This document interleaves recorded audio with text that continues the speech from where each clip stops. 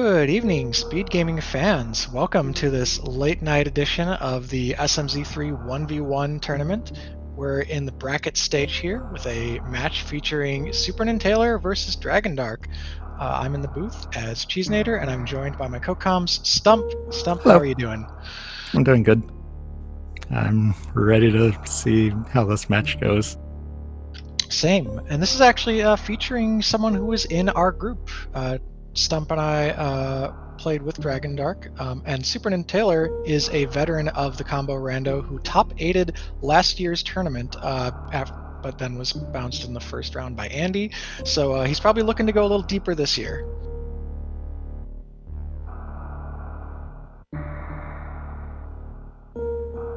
Both runners have started behind the scenes, both delayed and of course a little bit of stream lag here, but we should see them starting momentarily. And this is a good time to mention that this tournament has been brought to you by Rank 1. They are the sponsor. They've offered a cash prize for the top 4 finishers as well. You can go check out the esports profiles of either runner at the URLs listed on screen, rank1.global/SuperNinTaylor or Dragondarch SDA. Stump, is there anything in particular you'd like to see out of this race? Any item locations? That's interesting. I haven't seen a vanilla morph yet. That would be something. Ooh, that would be spicy. Yeah, I think I've recently played a community race that had it in the ceiling. That's about as close as I've seen, but Vanilla Morph is such a wonderful troll. So the runners are off. They're going into Link to the Past through the first portal here. The 2 games are connected by 4 portals. This one goes from the Parlor to the Lake Hylia, and just a heart piece on Lake Hylia Island today. And just a heart piece inside the sanctuary also. You know, I don't often see people pick up that sign to kill anything, or the bush or anything really, coming out of the fortune teller's house there. So that was pretty cute from Nintaylor. We've got just heart pieces so far. And Dragondarch doing the immediate Houlihan play, getting those nice early rupees. Got to make sure you can do everything in the village. Yeah, Houlihan became statistically slightly worse on the most recent update to V11, which was what the tournament has been playing on since it started, because there are more bombs instead of bomb capacity in the item pool, meaning that you're likely to just find bombs in some of your first few checks. And oh my gosh, look at that tier 3 triple. That is a good thing to get from the trees when you're just starting a seed. Yep. And early scout here on the lumberjack item for SuperNinTaylor. Do we have to do Aga today? Not for 10 arrows.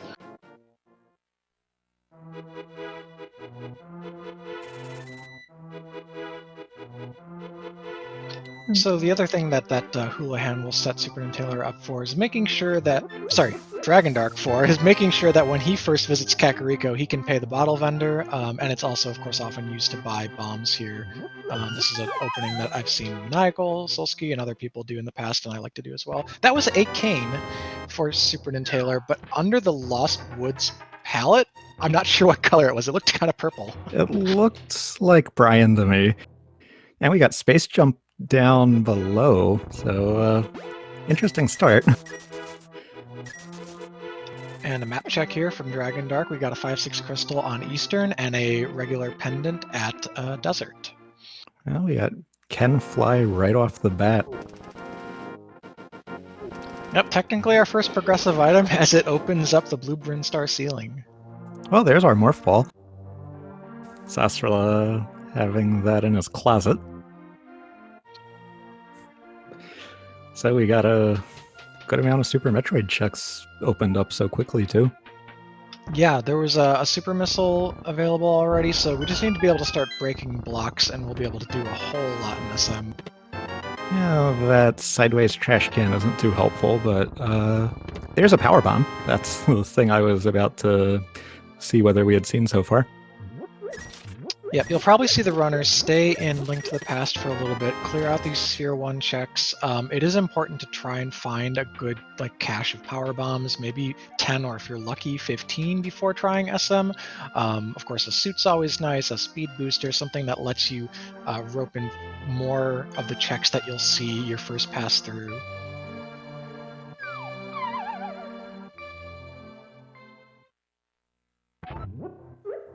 Yeah, we got Dragondarch doing those north of village checks.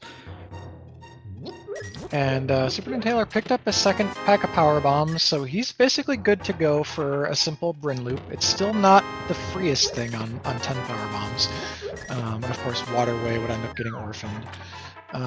That's a great setup. You can also option out of the traditional safe Bryn loop, and you can go make a play to Red Tower. You can make a play to wreck ship.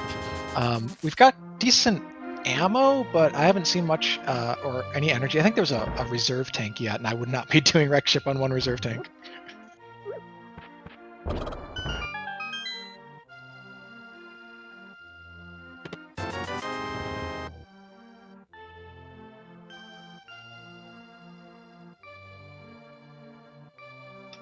Yeah, so this Houlihan does have Dragondarch up in the range where he'll be able to easily afford the Zora item, but so far it's looking excessive as SuperNinTaylor was able to find all the bombs and rupees he needed. So in the end, could have been maybe a minute or so lost there for Dragondarch. We'll see.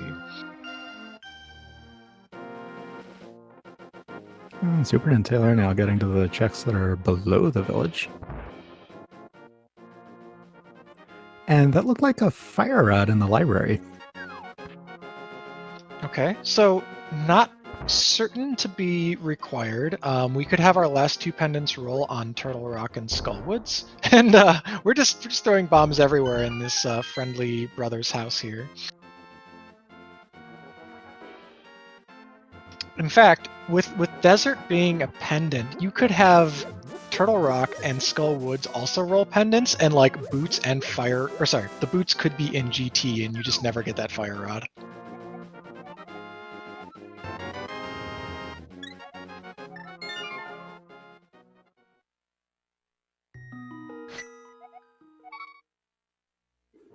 SuperNinTaylor with a save and quit back to Link's house. We'll see whether he heads to Saucerla's closet to get that morph ball. But we'll see the South Shore items first. Chat said they thought it was Ice Rod in the library, which honestly, that's the second time there's been a blue item with a red equivalent that maybe looked a little off palette on his screen and we were confused, so we'll have to see when Dragondarch passes by it.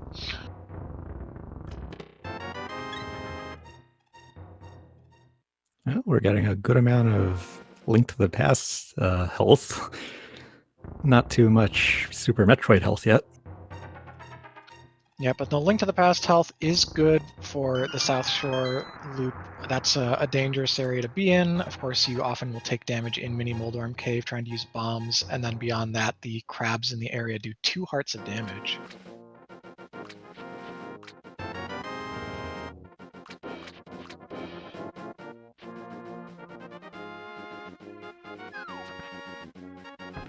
While SuperNinTaylor heads to the Mini Moldorm Cave, we'll get a second look at what that library item was. Oh yeah, that looks nice. like the Ice Rod to me now, actually. Well, now that it's Ice Rod, it's less interesting if that rolls a pendant. So I'm thinking Crystal TR, obviously. So even though boots won't be needed for desert, they could be on, goodness knows, Shack Tool or something just horrible. Ooh, flippers. Yeah, we got flippers and X-ray in that cave. So once we see what's in Ice Rod Cave, I'm sure we'll see what that what those flippers lead to. Yeah, and Dragondarch gonna be able to make the Zora purchase, unless SuperNinTaylor goes into Ice Rod Cave here, or maybe one of the next couple checks like Waterfall or Under the Bridge. If he doesn't get a big 3-hundo, that'll be edge for not orphaning Zora in Dragondarch's favor.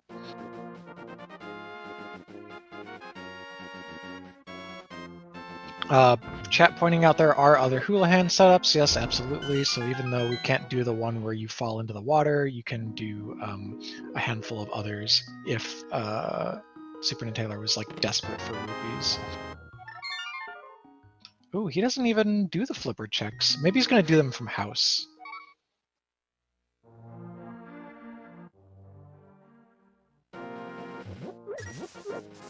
No, just putting off the flippers for now. Maybe he's going to wait and give himself more chances to find money, or wasn't even thinking about them. Not sure.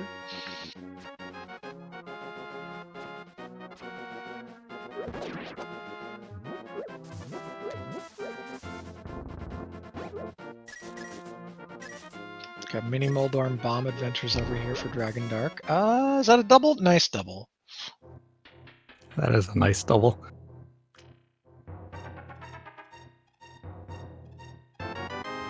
And Uncle has some explosives for us.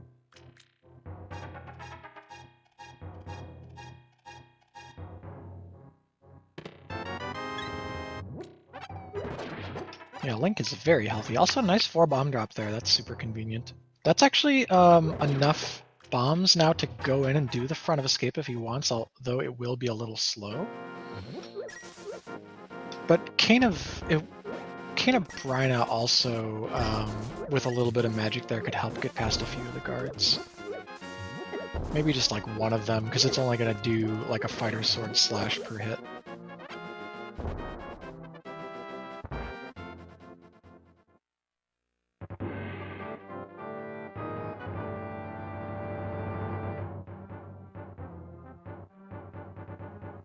Got a And question about... Dragondarch Oh, go ahead. having to avoid those crabs on the way into that cave to get his energy tank. Let's see. Oh, he's walking back out, so we'll be seeing those flipper checks. And meanwhile, we've got SuperNinTaylors in the first room of Front of Escape. Ooh, that was an aggressive setup he started with there. Unfortunately, he missed both those 2 initial bombs.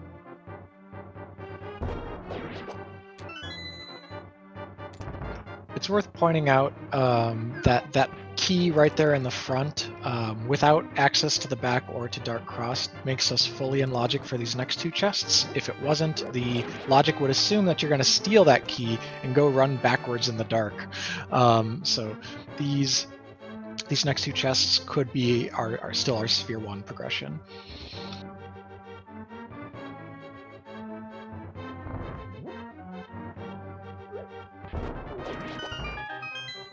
Ho ho ho! We got a hammer from the man under the bridge, so that's our first like reusable lasting weapon, and it's a strong one. Hammer swings, although they have an odd hitbox, do tempered sword slash damage.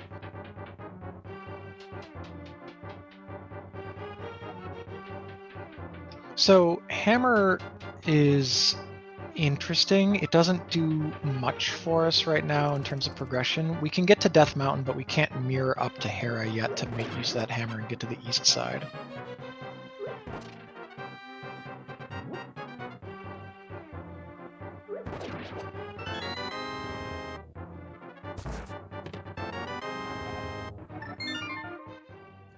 And neither Waterfall Fairy nor Zelda Cell doing too much for us.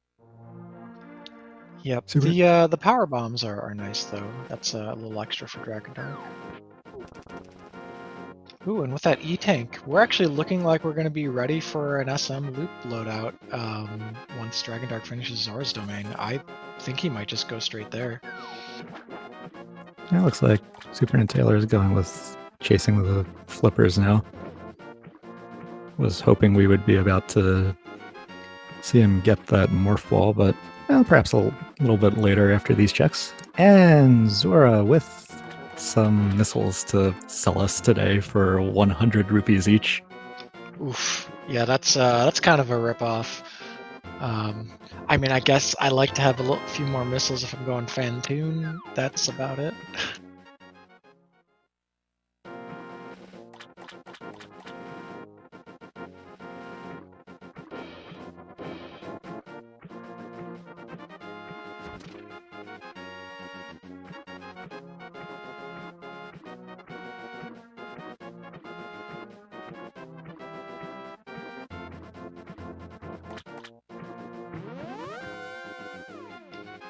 Alright, so Dragondarch is following up on the Uncle and Escape play, and he's going to have maybe just a slightly easier escape here with the hammer in tow.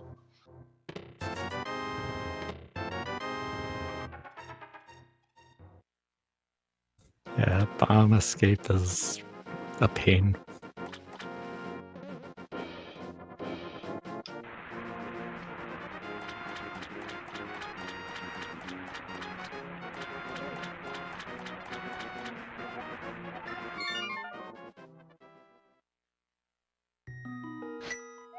Yeah, I think in a race setting like this, you're probably in most cases going to want to play defensively and really make sure you don't miss any of the checks that have more than one item in Sphere 1. And like in Dragondarch's case, he could have aggressively gone to Super Metroid, but you sweat so much when you think about the chance that you could miss Speed Booster or something, or Suit in the escape sequence or at Uncle. So you're usually not leaving before checking at least one of those.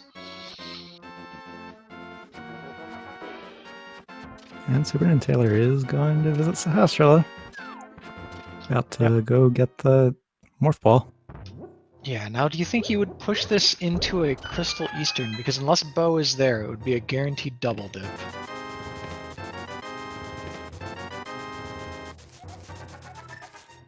Yeah, looks like no. Yeah, with it being a crystal, I probably wouldn't either.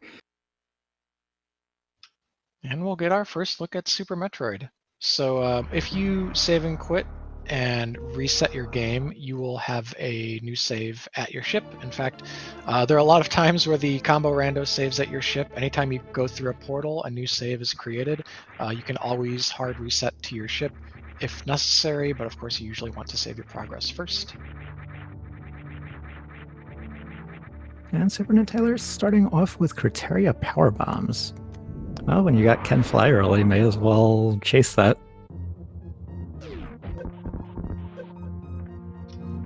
Bear in mind, they do have at least one reserve tank each, but without getting, that's dicey, without getting an initial energy refill at the ship, you're not going to see it show up for their autofill. I would probably get the full refill before going Gauntlet here, if that's his next play. Oh, I certainly would too. When you don't have Varia, that acid is so dangerous. 1 damage per frame.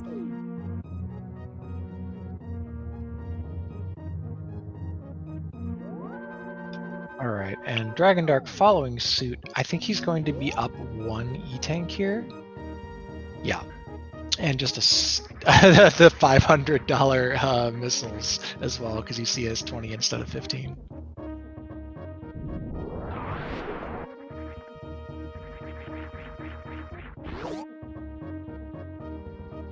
Oh, SuperNinTaylor is going in. 1 E-Tank and 2 reserves. Yep. It's not as dangerous as usual. As you can see, that space jump is going to allow us to stay above the acid most of the time and kind of hover until we've got a good opening.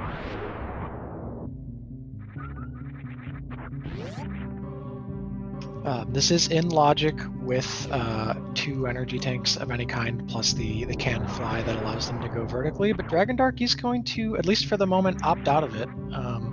Might not feel comfortable with the energy situation, might not just be thinking about it. He could also be looping it in another way, or banking on just checking the preview items in the back.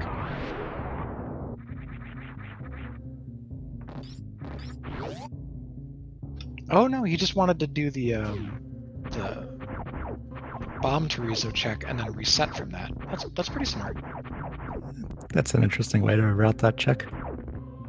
Yeah, he also, because he lost health and didn't get anything doing the Criteria Power Bombs check, he actually got that health back too. So he, I would say that's like mildly efficient. I'm not entirely sure if it's the best, but it's not like I've gone and counted the seconds. It's definitely a nice way to do it.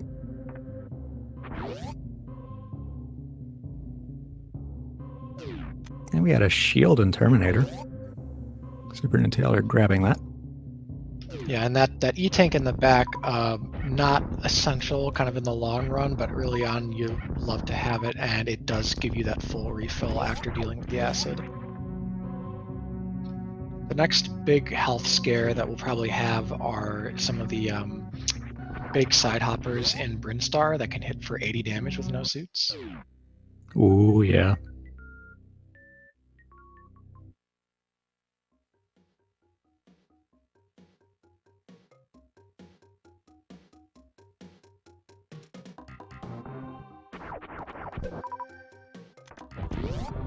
And SuperNinTaylor at early Super's room where there are a lot of items. Was that silver arrows in Yeah, there, that looked like or silver was, arrows. or are my colors a little bit off? The colors for SuperNinTaylor's stream are just he opts into the second level shield. That means he might accidentally get the lag shield at some point this game. But yeah, the colors have been a little bit wonky from his end, so it's hard to identify some of those things purely by their palette. But yeah, those were silvers. And we have vanilla early Supers. Yeah, SuperNinTaylor very much wants those silver arrows. He almost got that quick drop and bounce back up there.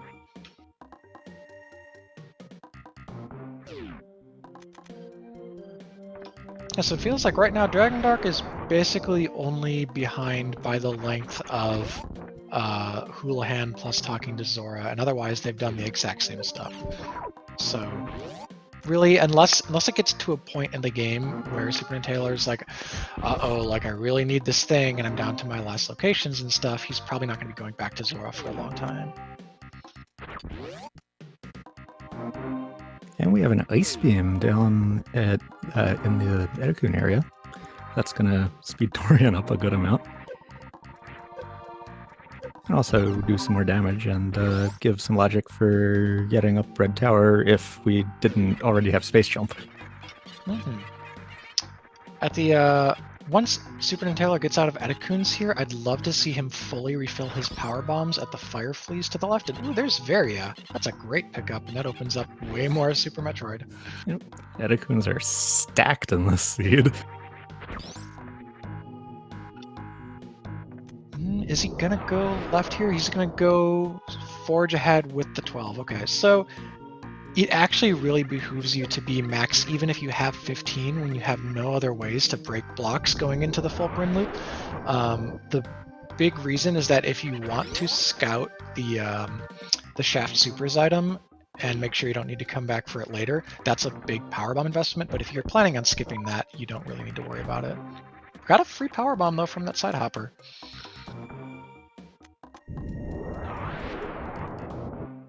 Now Dragondarch's got that ice beam also. And SuperNinTaylor's got plenty of super missiles to deal with the side hoppers here. And we have a blue boomerang on in Mission Impossible. Yep, and another just barely missed quick drop. Getting out of Mission Impossible the reverse way is certainly a hard trick to pull off.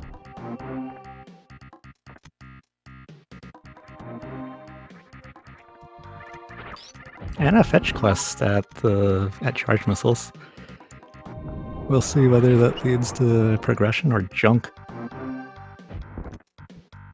And what you just saw there was SuperNinTaylor doing the skip to get to the Spore Spawn Super Missiles item without having to fight Spore Spawn.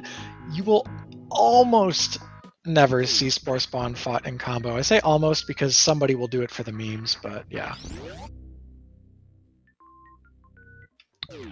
Ooh, Dragondarch going all the way to the missile route. That's so pro. He had 0 missiles and he's back up to 25. Nice. I mean, a lot of people who run this don't even know that missile refill is there.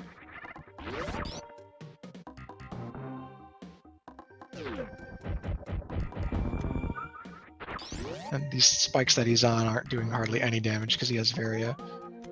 While SuperNinTaylor working on this high jumpless. Ooh, that was nice. High jumpless wavegate skip. That was nice. And it leads to Spring Ball. The best item in Super Metroid.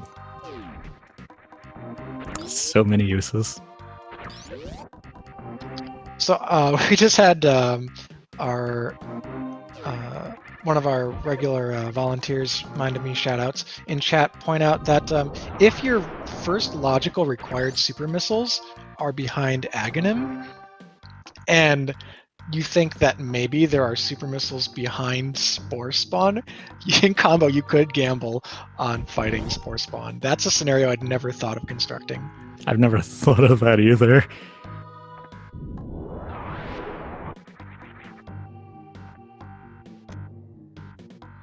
Yeah, the lengths people will go through to skip Aghanim in combo, it's pretty ridiculous. You have pretty typical skips like, oh well, they'll just sequence break through Meridia, and then you have ridiculous ones where they'll do like a lava dive and do a really early lower Norfair to see if maybe they can find something in Mire area, or they'll do like weird like overworld minor glitches or something to break progression. And now Dragondarch's got the powder from Spore Spawn. It's 2 fetch quests we've had in just Pink Brinstar. Yep, that gives us something to do the next time we go back to Kakariko. Hopefully it's easy to route in and we don't have to do it as a one-off. We might find a bottle that'll lead us to Sick Kid, we might find a flute to activate, or we might just find Dark World access. Well, speaking of fetch quests... Wow. Is that all the Link to the Past fetch quests? Are there any others that I'm not considering? I can't think of others. That was... I wouldn't consider Book a fetch quest, it was mentioned in chat. Yeah, it leads to more than one thing, so no.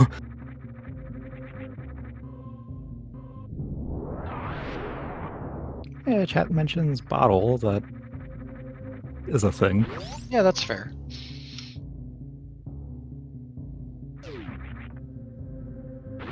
Thankfully, if you miss a bottle, if it's like in a really weird spot... Ooh, speaking of things that aren't in weird spots, I've seen Gravity in Billy Mays so many times just the past like month. Yeah, I have What too. is going on? Alright, so double suits changes this race a lot now, because suddenly instead of just Upper Norfair opening up, which the Varia did, we have all of Wreck Ship and all of Lower Norfair because we already have Space Jump. Super Metroid is full clearable minus Speed Booster locked locations and Grapple locked locations. Yeah.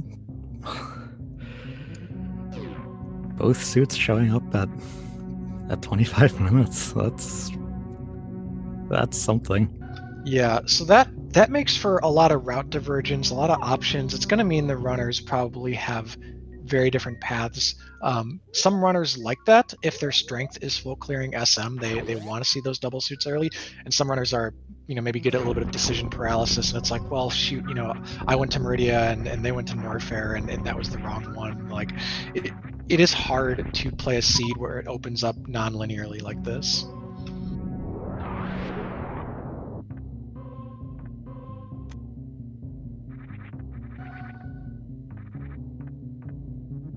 And we got the meme beam under Old Mother Brain. Yep, now you'll see SuperNinTaylor cannot even so much as go in and check out the shaft supers there, so those have been isolated. We'll see, maybe Dragondarch will opt into that check.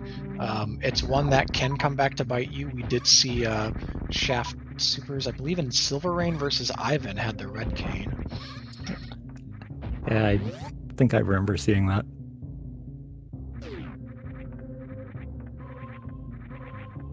And in fact, having 0 period here means you can't even cleanly do the Omega missiles and the well, you can do this check here if you know Alcatraz, but either way, SuperNinTaylor is going for the refill. And Dragondarch's on the way up that elevator. Well, after using a power bomb to get Old Mother Brain, you won't have enough to look at what Chef's supers might be, but yeah, skipping that case, could lead to a check of 230 missiles. True. Yeah, I think with this exact count, you want to take the items you can surely get, and make sure to just come back with Speed Booster someday.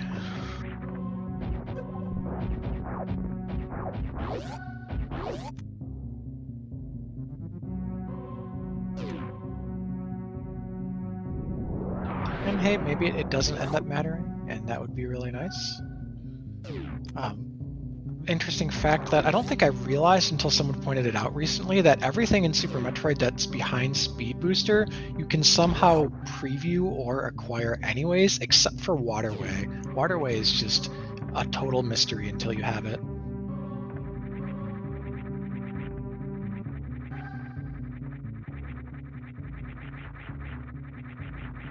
And with SuperNinTaylor going back up here after... Oh, well, SuperNinTaylor hadn't checked Bonterizo yet. But then we'll see whether he goes back into Link to the Past or goes to the wrecked ship or goes to Norfair.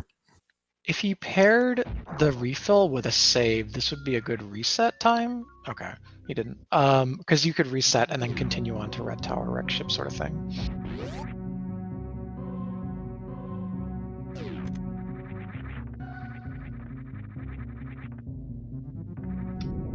Speaking of being at the ship, Dragondarch is heading out and probably gonna. Oh, you're gonna see him refill first. Yeah, he's on one power bomb. Oh, yeah. For sure. Gotta have enough power bombs. Oh, SuperNinTaylor is going to either wreck ship or Red Tower first. Yeah, I think it doesn't make sense to go back to Link to the Past until probably Dark World access, like maybe Bow, but with, you know, a good 60-something items open in Super Metroid, like, you won't be looking for a while. And Dragondarch is going to opt for Red Tower first. Alright, so the route divergence begins. Well, yet another beam. Wave Beam's nice. It's a little bit timely. I don't know if SuperNinTaylor is a fan of X Factor strats, but if you were to unequip the Spazer, he could do X Factors on Phantoon. Not without Charge Beam. Never mind, I don't know anything, but Dragondarch knows that he's 2/3 of the way to Dark World access. Yep, that Power Glove's a good find.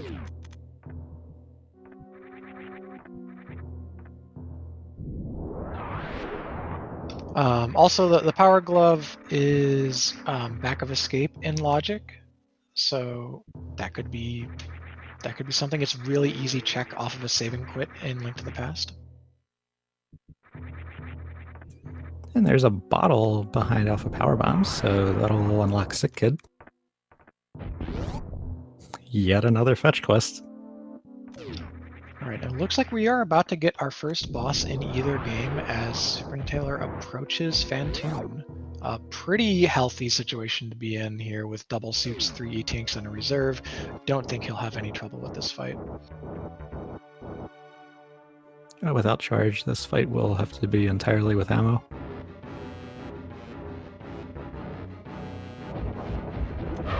And we got a fast pattern to open. A good number of missiles in the end there. This is looking like a... Oh, nope. He went right on by it. I was like, oh, it looks like a mid. Nope, he did the fake out. It's a slow.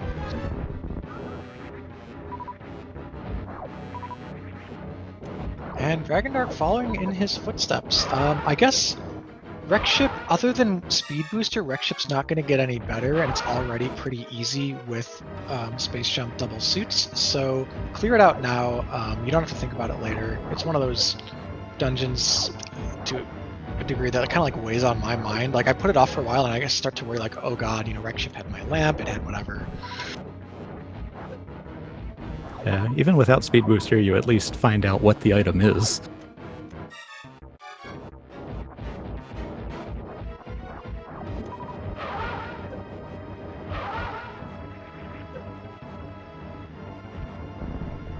Ooh, is this gonna be... Ah, oh, dang. That could have maybe been the last round for SuperNinTaylor. He did not quite get enough missiles off. He might be in super range right now, or maybe one missile into one super. Yeah, definitely close to super range, if not there already. And there goes Phantoon, while Dragondarch bombs through the block to get into there. So that's our first boss defeat in this race so far. Yep, at the 33-minute mark, that's like fairly typical. That's kind of around when you'd be wrapping up a Bryn loop and going to Kraid, for example, anyways, if you had gone south.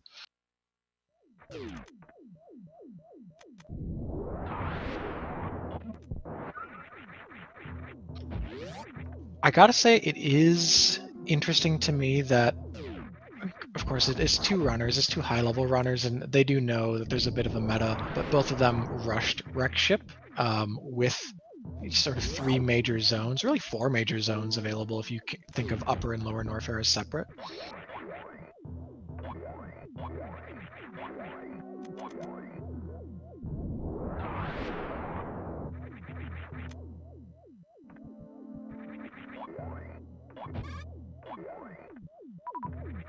They have the Ice Beam, which we didn't talk too much about earlier, but that will actually let them get to the back of Meridia with a Metroid clip.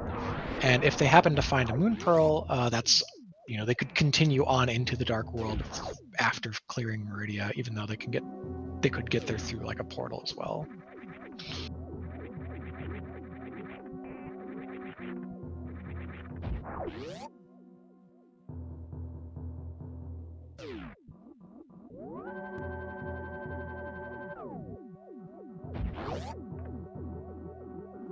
And now Dragondarch also has Phantoon defeated. SuperNinTaylor took the save and is going to go check what the E-Tank is.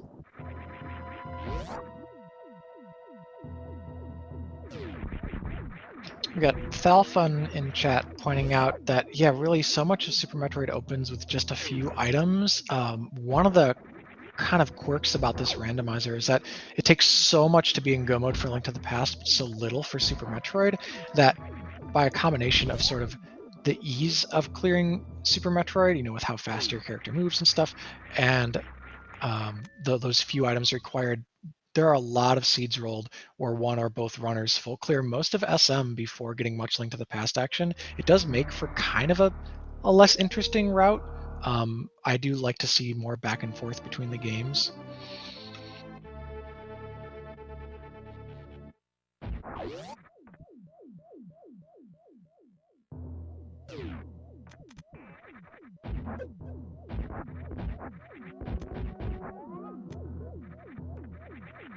A couple of times here we've seen that X-ray scope get in the way of SuperNinTaylor's menuing. It can always be a little inconvenient if you're not used to having it on. Yeah, that is the thing about having it, and why a lot of runners don't like when it comes up.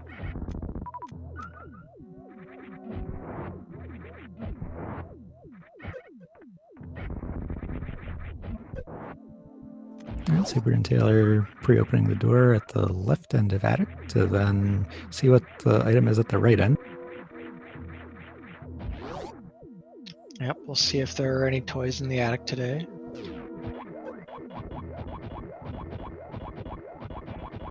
I'd like a nice shiny marble.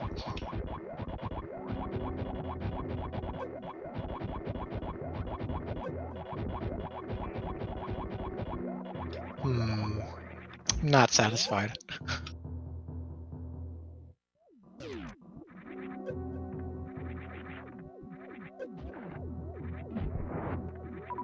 And with that space jump, the missiles in the sky out here are not going to be a problem to check. Yeah, no hunting down the platforms and trying to wall jump off of them and whatever. I've seen a couple of different races where folks lost time to just having so much time spent on the missiles in the sky check.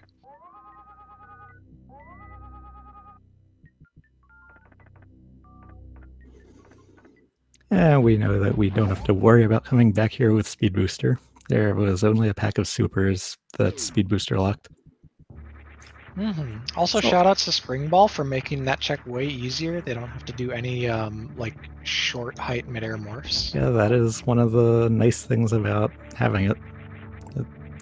Just all the little things that it lets you do to save some time and make some things easier.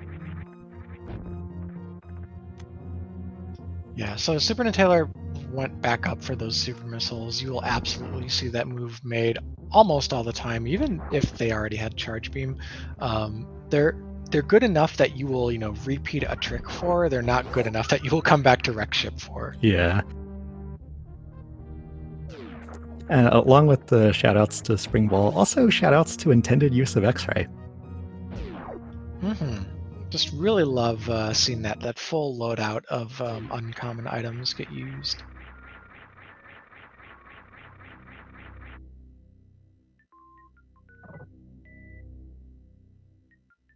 And Dragondarch with those super missiles in the sky also.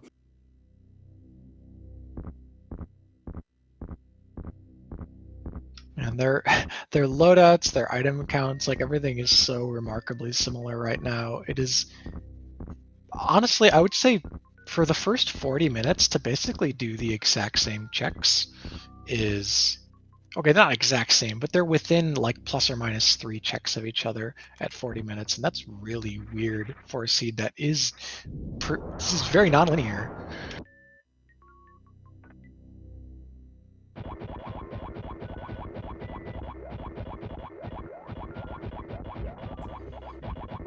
And the missiles have behind Vanilla Gravity have our first sword.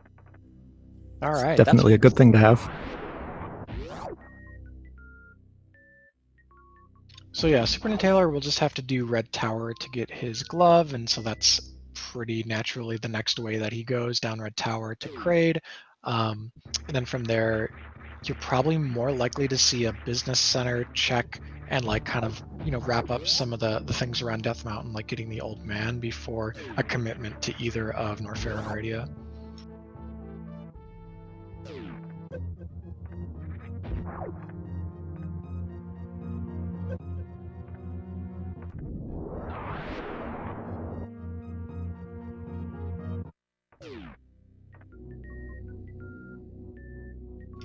Of course, that sword is nice. It doesn't do anything for us yet, but you do need at least 2 swords to beat Link to the Past, and more is just good quality of life. Especially if you were on 0 and hammer was your only sort of physical weapon.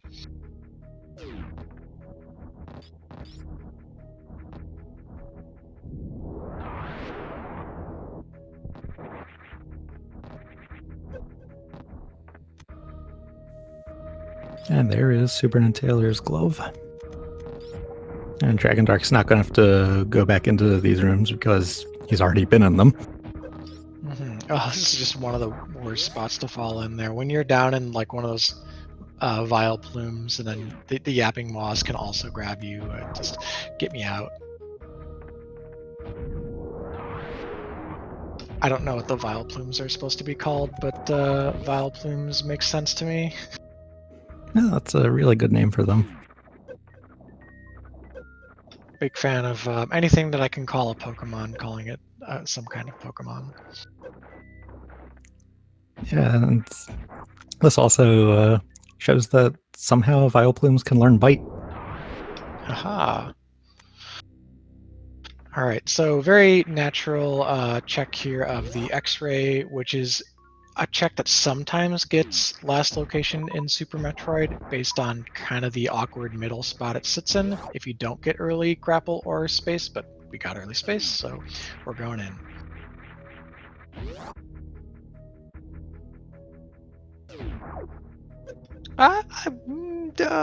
You know what? It's fine.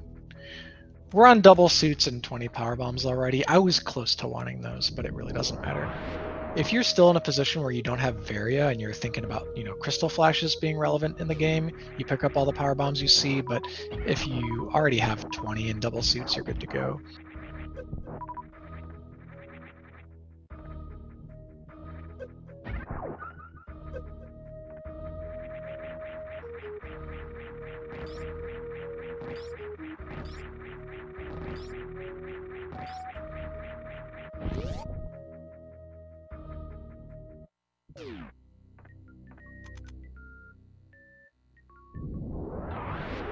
Simultaneous power bomb explosions there for our runners.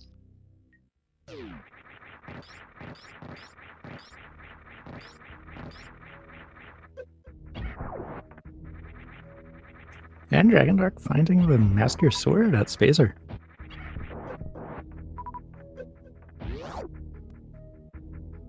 And getting into there, showed how when your only way to break bomb blocks is power bombs, that can sometimes be a little bit inconvenient. It's true. All right, so no breaking of the tube there for Dragondarch, though I could totally see someone breaking the tube on the way through here because you've already cleared out Red Tower and like you're probably going into Meridia in the not too distant future.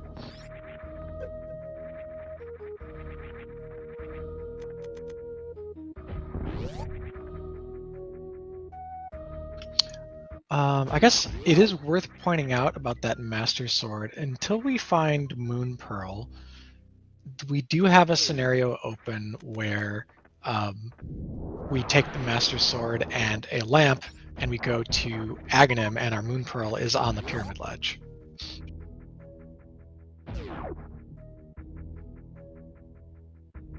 It could happen.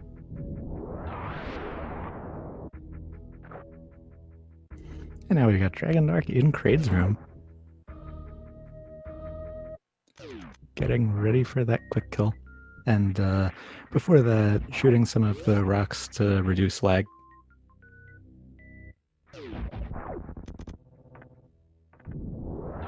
Ooh, but Dragondarch hits Kraid's wide open mouth with a super missile due to some interference from the claw, so Kraid will stand up.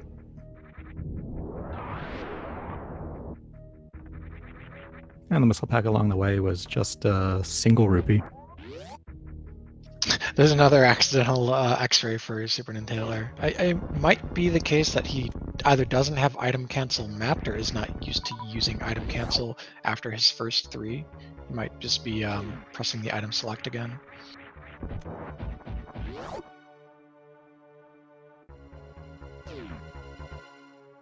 All right, let's see if he gets the quick kill, because that would let him catch up a bit. I mean, it's hard to call anything a catch up at this point, right? The runners are so close and have done such similar progress.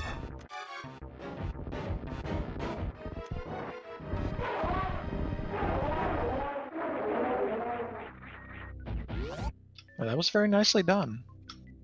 That was nice. And a big 20 as the final prize in Kraid's lair.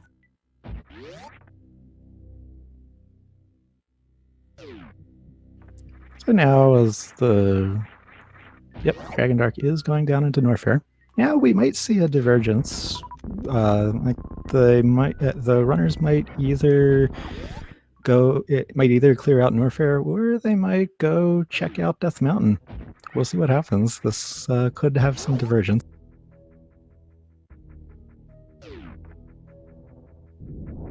Yeah, the great thing is that all these options here, it's very convenient to route back in because of the save and quit menu in Link to the Past. Once you have the old man, you can get back to Business Center anytime you want, and you're only losing the travel time of like walking up some stairs and getting past the cabbages.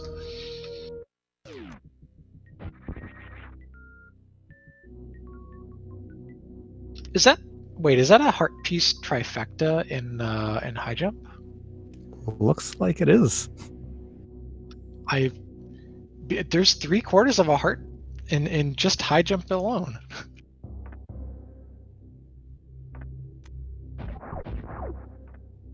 Well, high jump is returning our love for it. But only 3/4 of it. All right, Dragondarch is gonna go save the old man in the dark. With a sword, he's totally fine. Yep. Swords make it very easy to navigate dark rooms that you already know the layout of, and even some that you don't, but really helps to know your way through it at least. One of the lower hanging fruit tricks, I think, if people out there are looking to try some dark rooms and up their combo game, you will often come to Death Mountain through Super Metroid and not have the lamp first, and doing this check backwards here is pretty good for your routing.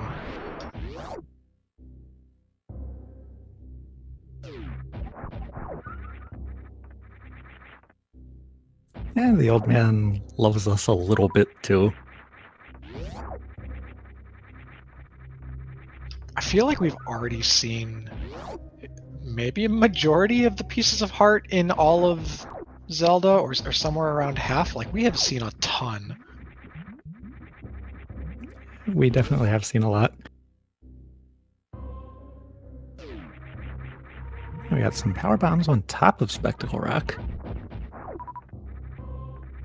And missiles inside. And we do have that route divergence. SuperNinTaylor's going through Upper Norfair speedless, so he has to go through the cathedral. Ooh. And Dragondarch is going to give us I think this is just a Dark World map check. Yeah, that's what I thought too. So we got a red crystal in Ice Palace and pendants on Skullwoods and Misery Mire, the Skullwoods one being green. With how early we learned where Ice Rod was, I was sure that Turtle Rock would be a pendant, but it's a crystal.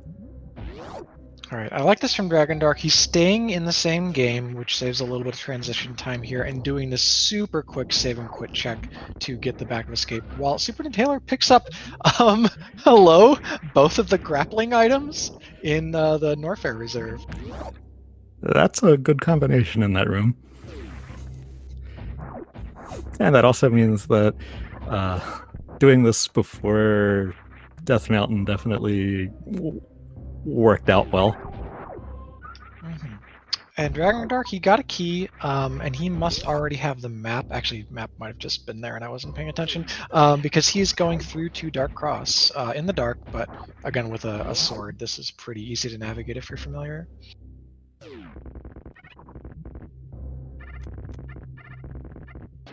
And as chat points out, yeah, Shack is logical. Check tool, one of our favorite checks in the game.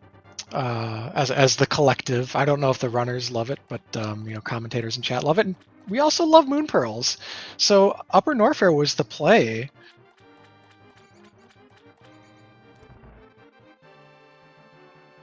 Wow, the amount of both games that's now open is kind of staggering. Pick your poison and just go, right? I guess I would go wherever I can clear the most efficiently without leaving things behind. Dark World right now, you kind of would be, so maybe start out with East Death Mountain as sort of a low commitment place that's high density. Yeah. I would in this situation I think I would completely clear out Norfair and then go into Link to the Past. I wouldn't be leaving any items behind. Yeah, Upper Norfair full clear for sure, since you already have gone in as far as speed and stuff. Now I think we have the option to put off Lower Norfair until maybe getting, charged in plasma or getting like screw attack or something. It doesn't necessarily have to be pushed, but it's doable. We've got more than enough supers to kill Ridley. Meanwhile, Dragondarch going to cash in all these fetch quests. He's opting to make some bigger bets on some smaller items that are a little bit more spread out than SuperNinTaylor, who did the density check with Upper Norfair. And right now, SuperNinTaylor getting rewarded, but we're about to see Sick Kid and Magic Bat too.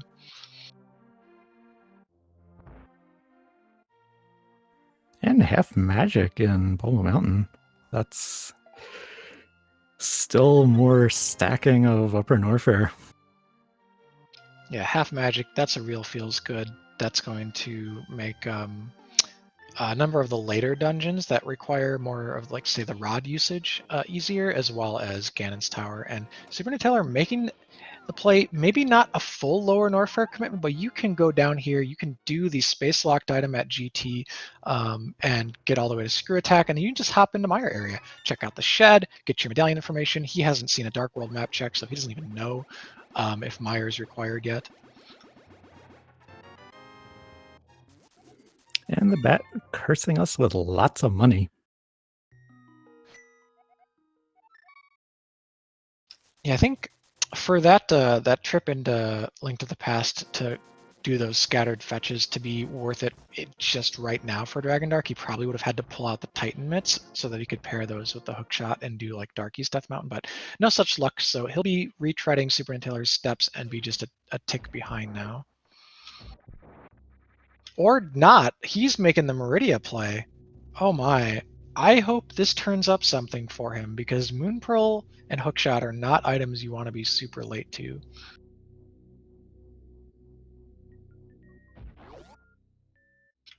And we got a raid coming in. SpeedGaming 2, thank you so much for sending 73 viewers into this. This is a combo rando tournament match. Specifically, the games that have been comboed are Super Metroid and Link to the Past. They are on the same ROM, sharing the same memory. Items are shuffled between the two, and you can transition between both games with a set of 4 portals. It's a fun game. Fun enough that we had a tournament with 990 entrants, and also a Cape speed locked here in Meridia.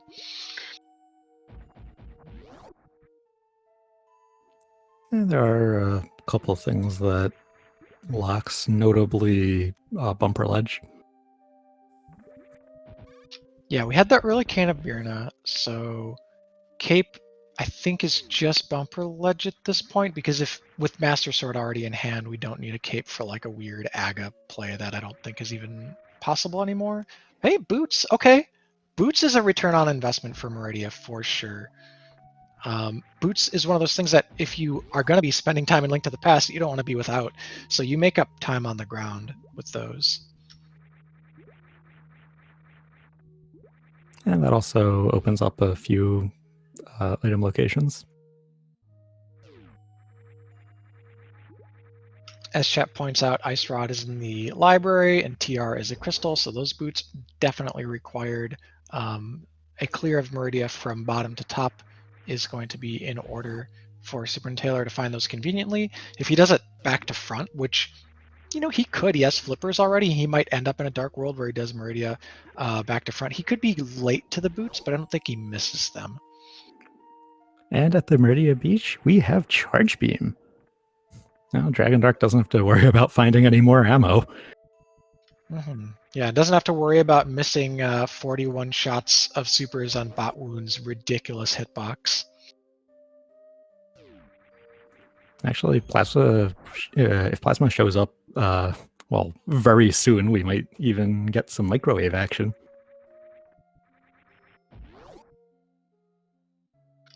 Mire Shed looking like a bust today. No mirror, so we can't mirror into desert or check out what is that? The checkerboard cave. And we got an ether requirement for the, hopefully we never have to enter it, Pendant Mire.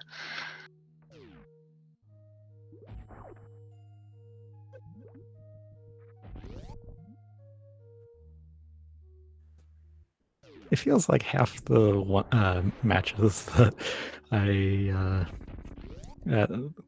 commentate end up having vanilla medallion requirements. Yeah, that's pretty funny. I've also seen a lot of Pendant Mires, but I mean, every dungeon, setting aside other parts of the logic, every dungeon is what, 30% to be a pendant?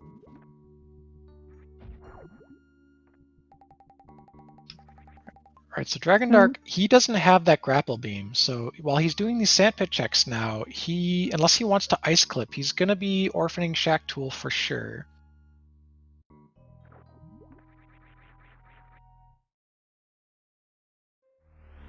Yeah, that right sandpit only having 2 arrow refills in it.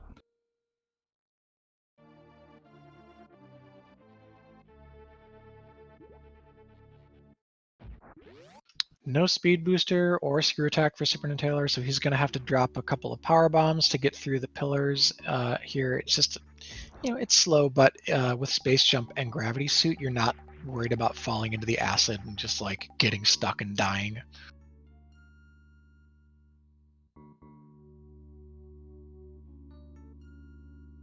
That space jump is going to make worst room in the game easier to get through. Speaking of screw attack, okay. Well, Dragondarch might just say nope overall to screw attack, or he might be planning to route it back in. Because he doesn't have Moon Pearl yet, he doesn't really gain anything by going out through the Link to the Past portal at the end of Meridia, so we're probably going to see him drop down through the sandpits after he's done here. Yeah, that's what I think will happen too. So now Dragondarch is going to go up and beat Patoon. We also haven't seen him attempt the high jumpless snail clip. He's either not thinking about it, not comfortable with it, wants to save it, not sure. Oh, that power bomb! Oh, Ouch. no. So yeah, pure time loss here for SuperNinTaylor, unfortunately. Falling down through the Mickey Mouse room means he has to do this whole loop again, including pillars and worst room in the game. Meanwhile, Dragondarch gets the Ice Metroid clip. That's what you got to do to get into this fight without Speed Booster. So Dragondarch is out of logic for normal mode, but I mean, that's one of the easiest sequence breaks, I think, in all of normals, so not too big of a deal there. He's going to be able to put together that anything he gets back here is behind either his Moon Pearl or Speed Booster.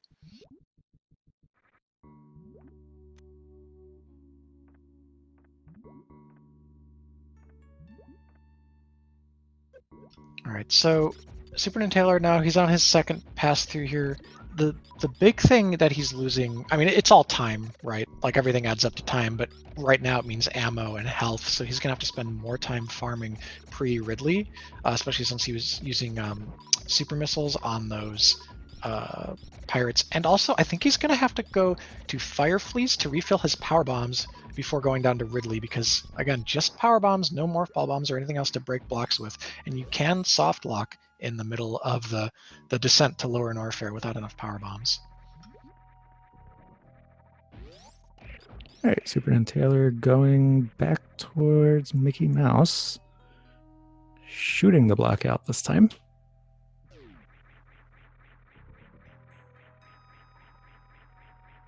And we have another bottle.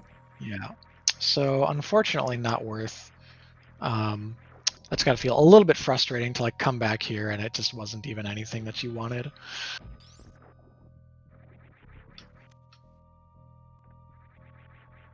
Precious missiles are vanilla.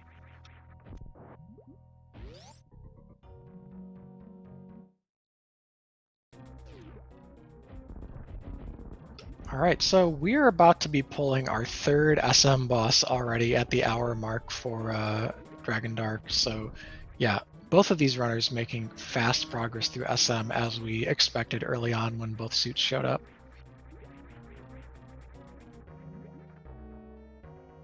Dragondarch exercising that space jump while waiting for Dragon to spawn.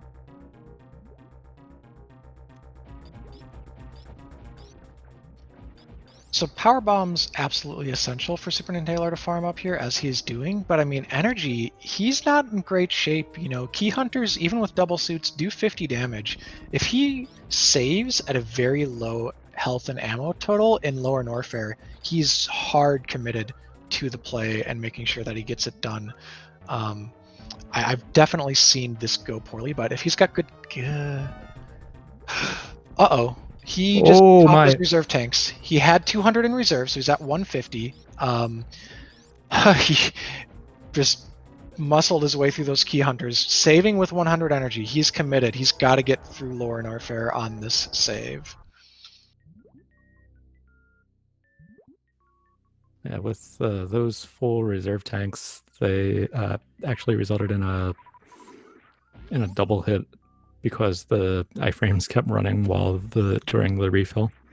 Meanwhile, Dragondarch has defeated Dragon and gets a heart container for doing so.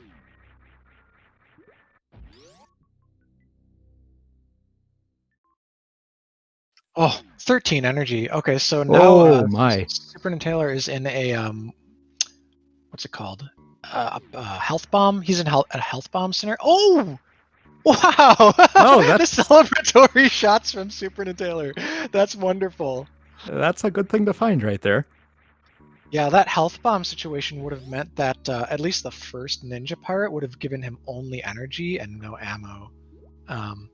But he's in a much better shape now. Yeah, there is no shame in picking up that E-Tank at the item of shame there.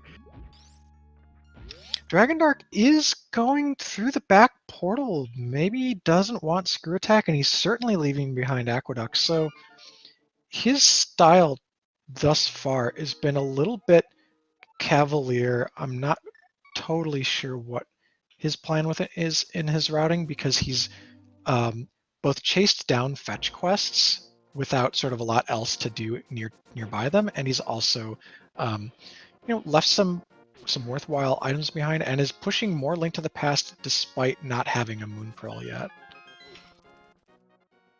Well, I guess looks like he wants to chase those boots. Yeah, I mean, But it's not bad, right? The boots checks, or at least this one is right next to the Sanctuary, which is off of an SNQ, but he doesn't have mitts yet to do King's Tomb, so this is maybe just going to pick up the Ice Rod, but you could always do that like later. yeah, it's not something you need for anything other than Trine Hex.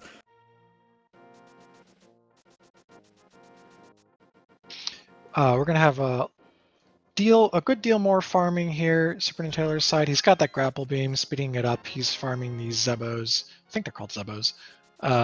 For ammo outside Ridley. They have a pretty high percentage to drop super missiles, and he's probably going to get up somewhere into the low 30s probably.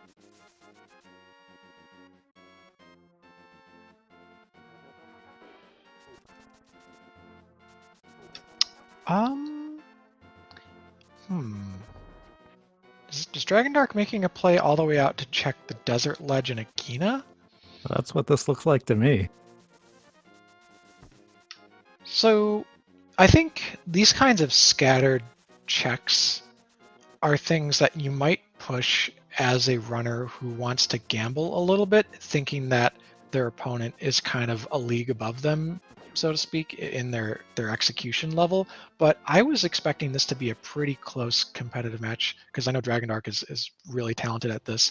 So I hope he doesn't feel intimidated by SuperNinTaylor into doing kind of this scattershot routing, because really he could have just stayed in SM and kind of continued with the full clear, and it would be paying off big time for him if he had. Yeah, those desert checks didn't yield anything.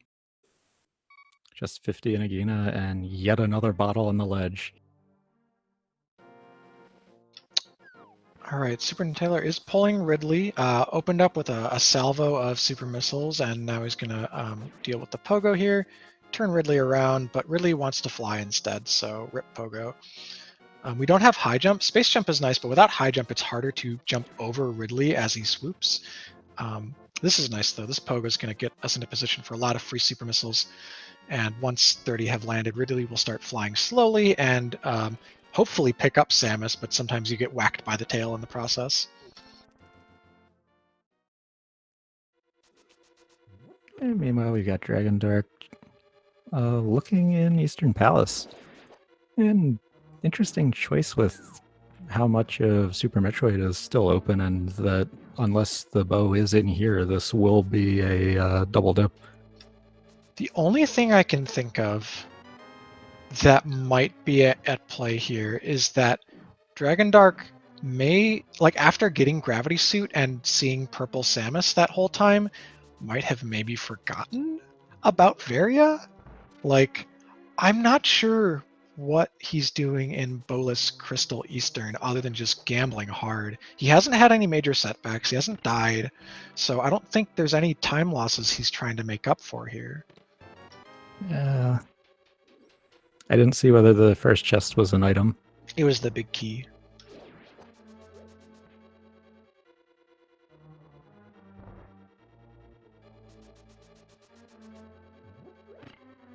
All right, chat's pointing out that Dragondarch might be worried he missed an item in Sphere 1 at the beginning of the game, which Eastern is basically, it's considered that, right? It's like overworld checks for everything that's up to before the lamp locked rooms. A heart. This big chest here, this has got to be mitts or something. Like, he needs something to pull out the fact that he's going to be going through Eastern twice. Nope. But he's going to go all the way through the dark rooms. A bow in the back, like a Galaxy Brain bow, is now, I think, his best find. Watch that be what happens.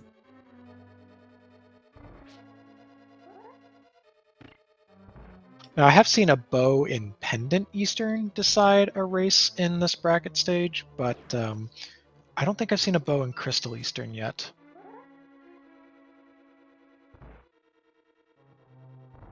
All right, so SuperNinTaylor is past some of the key hunters. Oh, okay. Oh, nice. All right, so he's past the first set of 3 with a solid 300 and change energy, depending on how many are in his reserves. So I think we're going to be okay to get out of LN. Oop, not if we take 25 a pop from these Namahes. Or is it 20? Maybe it's 15? Okay, I can count. All that's in the big key chest is a missile. So that Eastern Palace play did not pay off. Looks like Dragondarch might be headed back into Norfair. Yep, there he goes.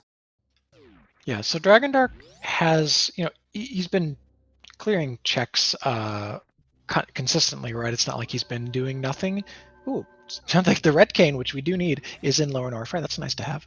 Won't be chasing that later. Dragondarch has, scatter checks, boots checks, and of course the boots, and about 75% of Meridia over SuperNinTaylor, but SuperNinTaylor has all of Norfair minus Croc area and has gotten a lot of progressive items. So I would say I'm pretty comfortable calling SuperNinTaylor in at least a small lead right now. Maybe something like 5 minutes once they cross paths back and forth. But the boots could add up over time if SuperNinTaylor puts off Meridia. Ooh, he's having a lot of trouble getting past that one. He was shooting super missiles, but I think he's finally out. Yeah, Wave Beam makes it so you only need to shoot once through this last set of blocks. Oh, wait, maybe he caster cursed him. He fell back down, My. but he's okay. All right, he made it. Oof. I mean, All well, right, everyone. looked. Yeah, can de-stress. Go ahead. Yeah, Dragondarch now with the ice item checks, which we hadn't seen before. And nothing there, though. Just bombs. Where did he save? Oh, okay, he saved down here. I was worried that his last save was the transition and he would have been at his ship, but nope, we're fine. So this is going to be Upper Norfair full clear. So they're going to probably cross paths. We'll see them. Oh, you know what? He's going to go sequence break Croc, I think. So they actually won't cross paths. If they would have had to both go back through Cathedral. Actually, not even a sequence break. We have Wave Beam. What the heck?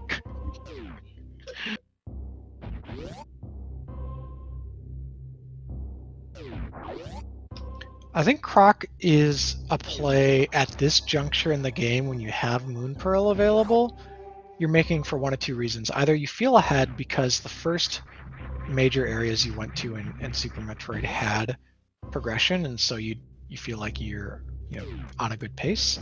The other is that you don't actually want to go back to Link to the Past until you find either Mirror or Mitz, which could still be in an obscure spot like Crocomire.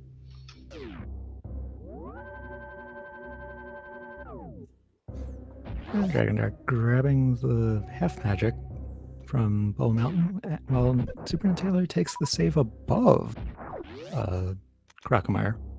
Yeah, that's the full plan to hard reset there out of all 5 items, and it's something without speed boosters that pretty convenient because you're going to be going and checking the grapple location item last. Speaking of grapple, Dragondarch is getting both of his grapple items. Both hook shots.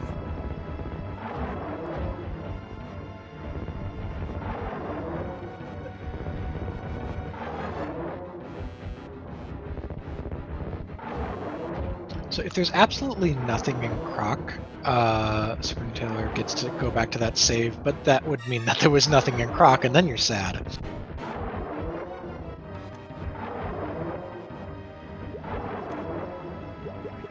And all of that ammo that SuperNinTaylor has works well against Crocomire. Yep, and yet another piece of heart.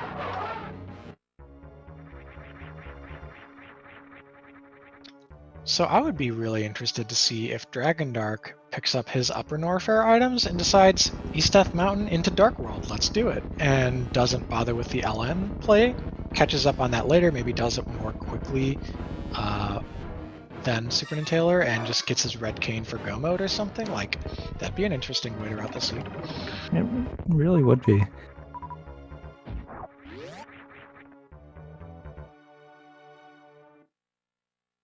And Dragondarch reaching the speed booster item where we have our anti-morphing ball, better known as the Moon Pearl. Oh, that's funny. You don't morph into the rabbit. Wow, why have I never heard that before?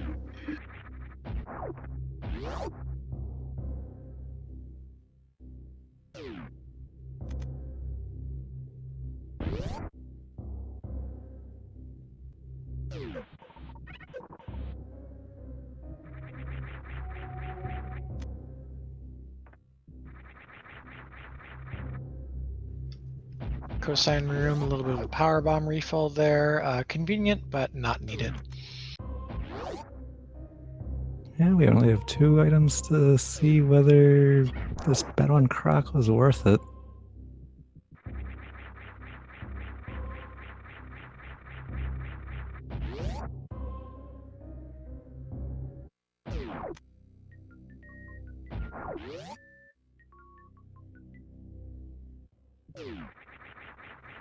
$20 rupees at the grapple beam.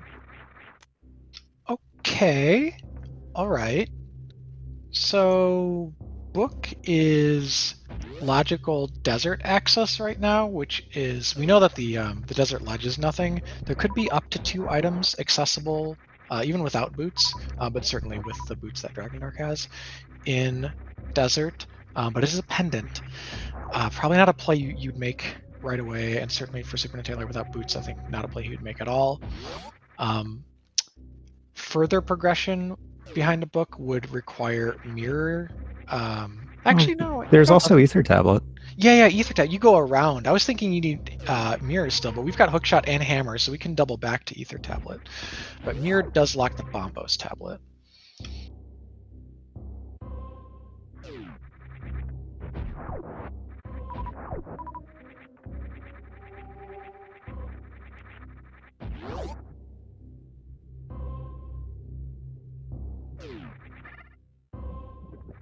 So Dragondarch is making the Croc play. He'll get his book too, which, you know, it's nice to not be missing that one, even if it's not required. There are a lot of checks you can get off your mind.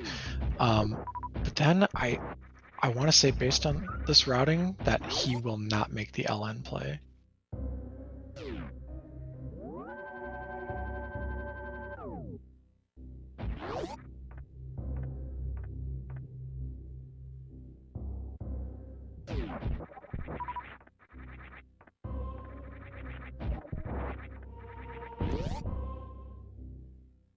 Yeah, it looks like SuperNinTaylor is going to do the ice checks. Although we know that there isn't anything here.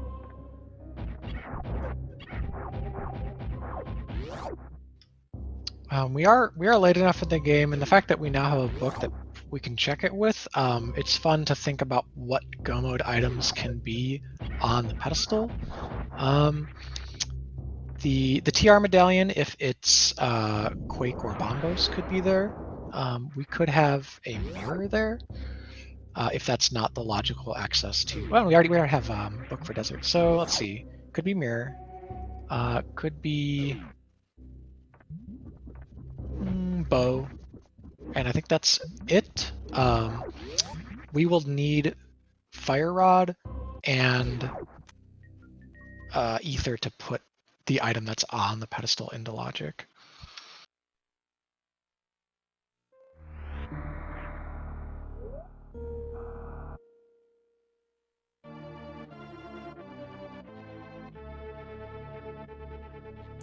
SuperNinTaylor back at that save while Dragondarch deals with Crocomire Phase 2.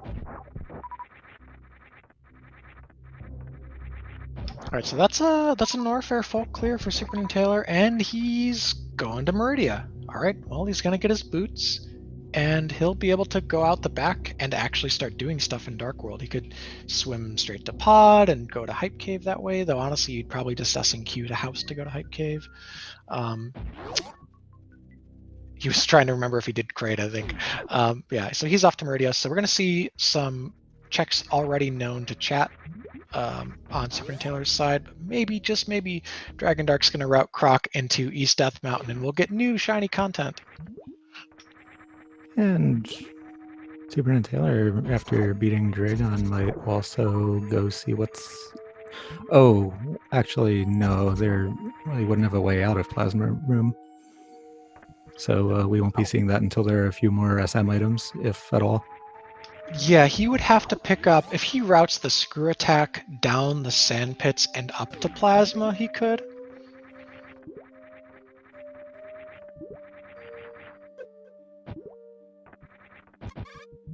But yeah, right now, with nobody in their loadout has anything that kills the pirates. We need charge.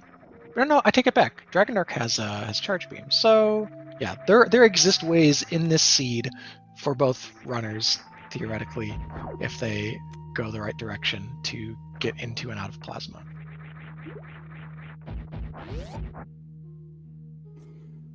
Yeah, SuperNinTaylor retrieves his pair of shoes from Mama Turtle. Also, chat pointing out mitts could be on the pedestal. You're right, they could. That's an unusual one, given how many dungeons mitts often lock.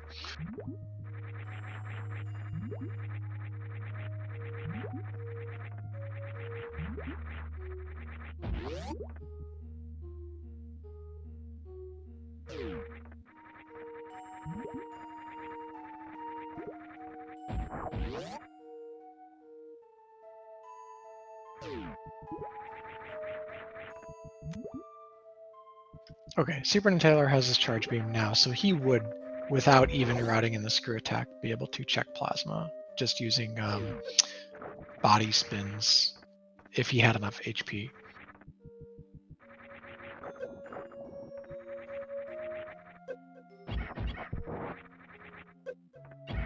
These things are so annoying. What are those enemies called? Those little, like, fluttery... I don't even know. Like bat fleas? I don't know the name of those. Dragondarch in Paradox Cave. Been excited to see this one for quite some time. Yeah, it's good to see our first new Link to the Past item locations in a while. And we have a mirror! Yeah, that's a big find.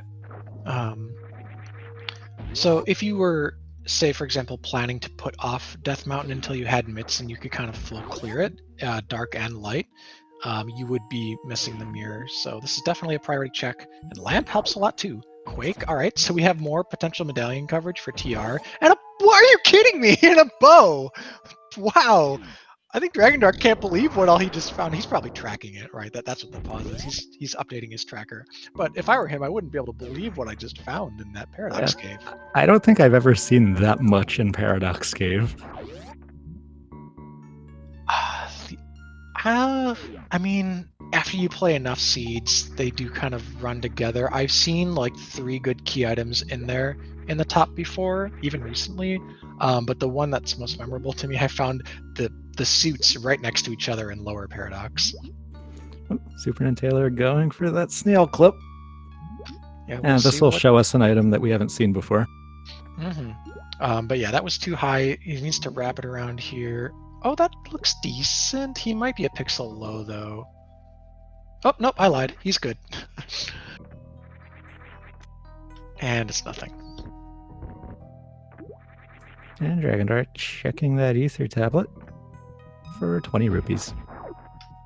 Wow. So, Lamp and Bow, that and Mirror. So, we suddenly have a pretty good Dark World loop that you can wrap all the way to Pod, and you can mirror in to finish Eastern at the same time, which just feels great.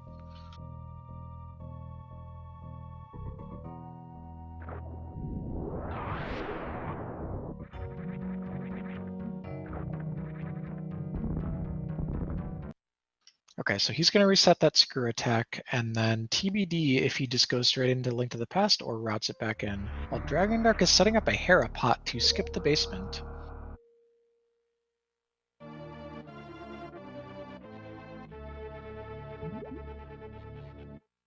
First try.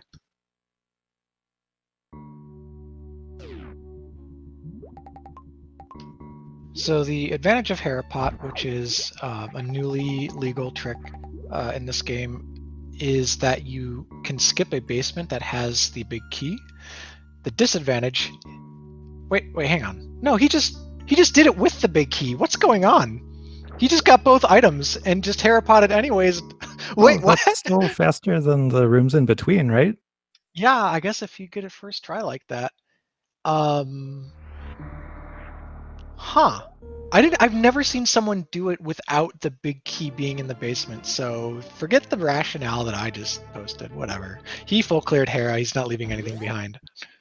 He is going for sword spins here on Moldorm. They do the same as a hammerhead, but you have to get Oh, way like you move slower when you're holding a sword charge and you're stuck kind of facing one direction, so you're not quite as mobile, which makes sword spins maybe not amazing here versus going for hammer strats. oh, there's one spin. There's two. Let's see that third one. There we are. Trolldorm down on the second attempt for the key. But we know that the basement only contains junk. So that is a full cleared Hera. Yep, SuperNinTaylor, he's on Batwoon using some full beam strats here. He did just complete the ice clip moments before this to get in. He's on full beam strats because he only has 2 supers. He didn't do any kind of farm beforehand. But full beam does, I believe, same damage as a super to bot wound. I don't think he takes double from supers like some bosses. Yeah, each of these shots is doing the same as one super.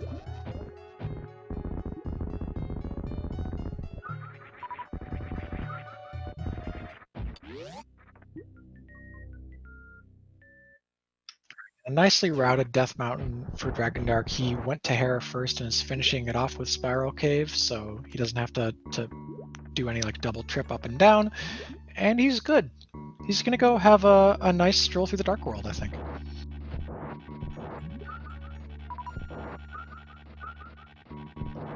I don't know what Taylor showing the usefulness of Spring Ball. Yeah, grapple beam. That farm there is super efficient. Yeah, I don't know what his preferred Dragon kill method is. Without speed booster and without filling up on super missiles, it's probably going to be a grapple kill. Dragondarch, get ready. He's about to check the hypest cave of all. Ah, the Cave of Disappointment. Well, it's living up to that name so far. Womp womp.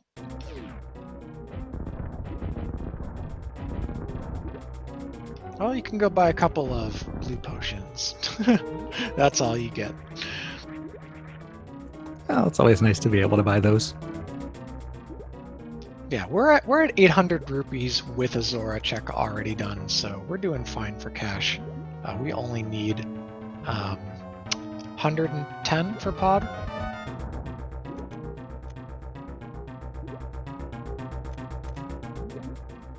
And Dragondarch is gonna see what's on Pyramid Ledge. Yep, taking advantage of hook speed here to get up the pyramid quickly, and just a missile. Ooh, SuperNinTaylor missed the quick grapple there, so he's gonna have to wait around for Dragon to kind of float up close enough to one of the open like what are these things called? It's like an open socket, I guess. Yeah, I usually call them turrets. Oh yeah, the turret, yeah. But like they were turrets. Now that the turrets are destroyed, they're sort of open electrical sockets. Yeah. Oh, Dragondarch is headed to pod, about to be charged 100 rupees for the monkey to press a button. I'd actually... So this is great. I mean, you can full clear pod, you can finish Eastern, both crystals. This is pretty convenient for right now. I'll be curious after he wraps all this up where he goes, because if he doesn't route in Catfish like right after this, that could be an orphaned location, since he's already been to Zora's Domain. Yeah, I always like the Pod plus Eastern combined play. Hmm.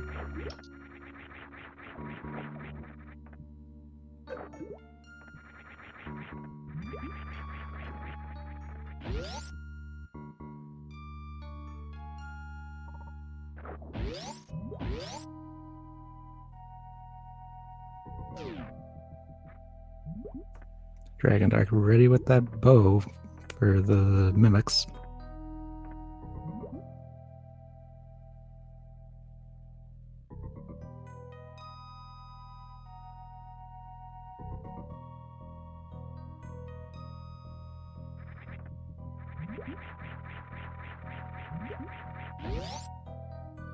Alright, 2 keys right side, that's a bow-locked dark maze for Pod, so a little bit of a logical signal there that maybe coming here with our brand new bow was a good idea.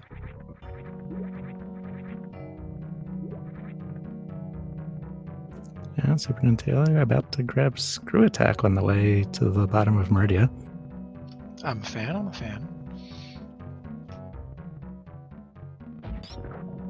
Now, since he's full cleared SM, and you don't want Screw Attack for Torian, this could be a I'm getting Screw Attack only to check Plasma grab and then reset all the way from Plasma. That is an interesting thought. But I mean, Although that's grabbing right? that Like, E-Tag makes me think that SuperNinTaylor will be keeping that Screw Attack.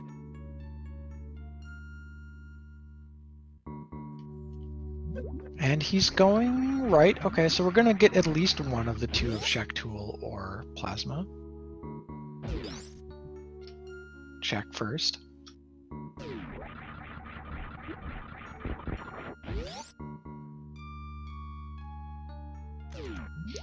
Dragondarch headed to the back of Pod on the collapsing bridge here. Will he do a hammer jump? No, he's just pre-opening the door. Oh, but he gets knocked down by the trollish little Helmosaur there. Oh.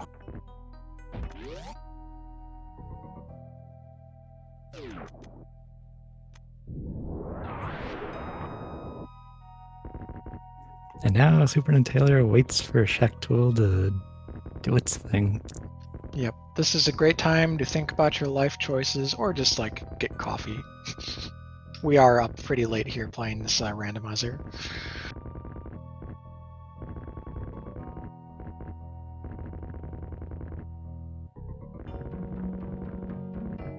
Alright, so only 2 keys in hand for Dragondarch. He does not need to check the Harmless Hellway, so straight on to the Dark Maze. Gonna slash away some Kodongos so they don't mess up our business here going through the maze.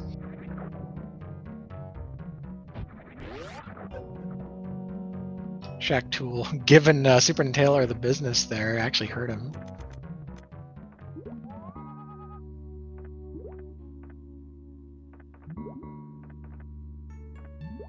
And SuperNinTaylor is going to get that E-Tank that that Shack Tool has.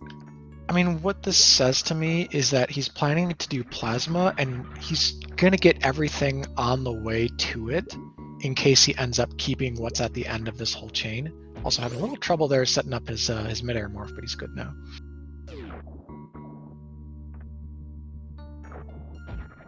Dragondarch flipping the switch.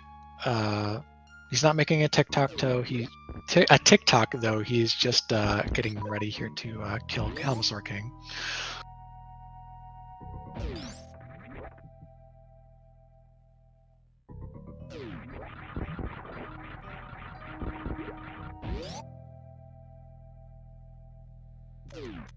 And you can Screw Attack through that, but he lays the power bomb.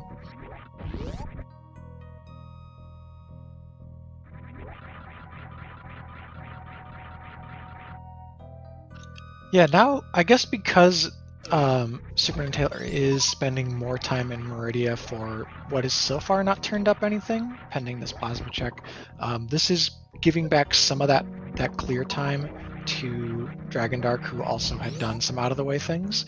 So it feels like the runners are probably back to about even. There's a Hera Crystal for Dragondarch, which isn't quite equivalent to a Ridley kill because Lower Norfair is longer, but he'll also have his Pod Crystal soon, and that is pretty valuable. He might even have a slight progression lead. It's hard to say.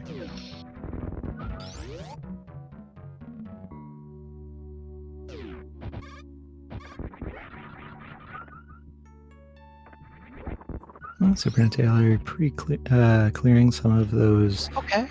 All right. Some of those space pirates. We keep that. I mean, the Master to Tempered Sword upgrade, because who knows where your 4th sword is, right? It might be buried in a Pendant dungeon or at Waterway or something. That's enough of a time save on future bosses and like the GT Gauntlet that you keep that. So, you know, not the worst Meridia. We finish it off with a sword. While Dragondarch trying to navigate all these flames going out in every direction, he's going to make use of those silver arrows we found way back in Brinstar and one-shot Helmasaur King.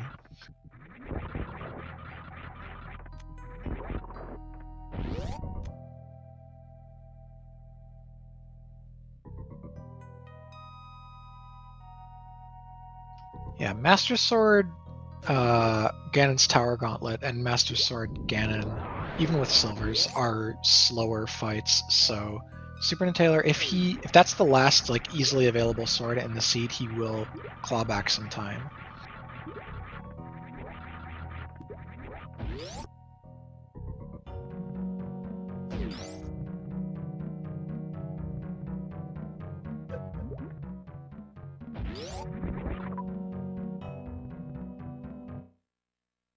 All right, and this is Dragondarch's second trip into Eastern. He's got the big key. He knows the chest layout and all that, so he just needs to go straight to the back and kill the Armos Knights.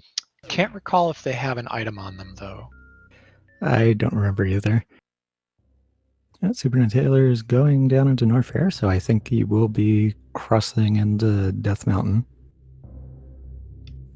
Soon to get the mirror and all those other nice things that we know are around. The bow, the lamp, yeah, just the Dark World special. What else? So this is a 5/6 crystal on Eastern, which is worth noting. If Ice Palace comes into logic, what could be on the Pyramid Fairy? Pyramid Fairy could still have Fire Rod, could still have TR Medallion if it's Bombos. One or the other, right? Because Ice Palace, you need either Fire Rod or Bombos to get in. And not Mitts, because obviously you need Mitts to get into Ice Palace. So yeah, not a wide selection of things that can land on the Pyramid Fairy that matter at this point, since we already know where our red cane is. Yeah, people are mentioning Flute. Flute's not something we'll ever need, but it would be a real nice to have for getting back down to the Mire area or into LN, like for Dragondarch to route in Lower Norfair. And almost had our last bottle. All right, we've got enough bottles that we can fill them up with varying levels of potion, and then we can start playing the Dark World theme on them or something.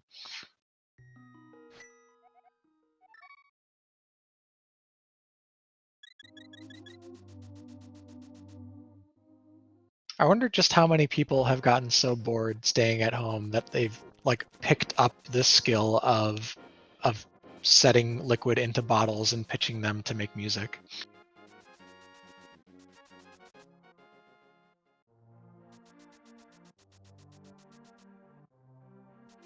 And that's a mirror for SuperNinTaylor.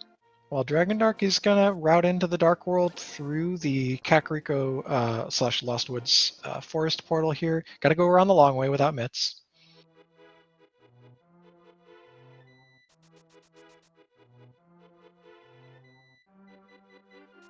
SuperNinTaylor with the Quake, the Lamp, the letter D, and an E-Tank, and 20 rupees. So much that was in here.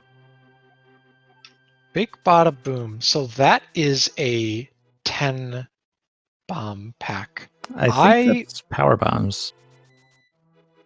Well, TBD, it's not Bombos. So I saw that one time, and I thought Pedestal was required for Bombos. It was real bad. So it is worth, like, if you're playing this game, there are niche scenarios that come up where like you can get cryptic Pedestal messages and not know what they mean. So it's worth looking up those messages before, you know, playing too many seeds, because invariably you'll get something like boing boing boing, and you'll think it's spring ball, and it turns out to be hookshot. I would not associate that message with the hookshot.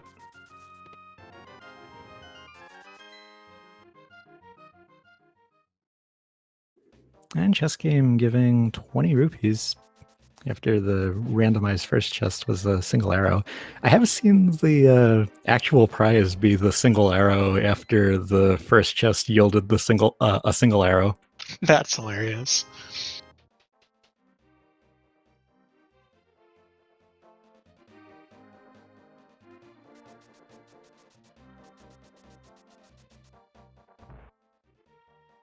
All right, and we got another Harapot. Yeah. Man, this tech, I don't know. My skills at this game are decaying. One of the reasons I'm not optimistic about continuing past tomorrow. There are so many like quicker dungeon clears that I don't know, and frankly don't have time to learn. So when both players in a seed Harapot a not even required basement, I get a little sad at how much better they are.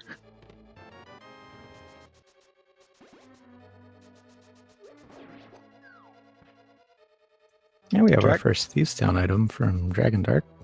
Just a pack of missiles so far. Yep, Thieves Town is a crystal today. Really, really standard to just clear this on your way through the West Dark World loop your first time. We've got hammers, so we won't be leaving anything behind. The blind fight will be absolutely trivial. We're coming here very late with a lot of safeties.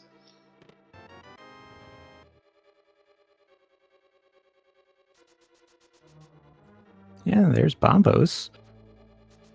Okay, that is 2 of the 3 medallions accounted for. Of course, TR could still roll Ether.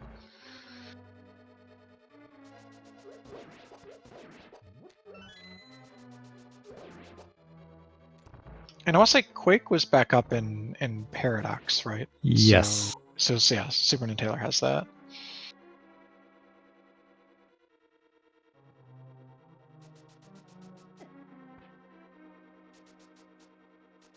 Ooh, Dragondarch almost with the positioning to boot dash through Hellway here.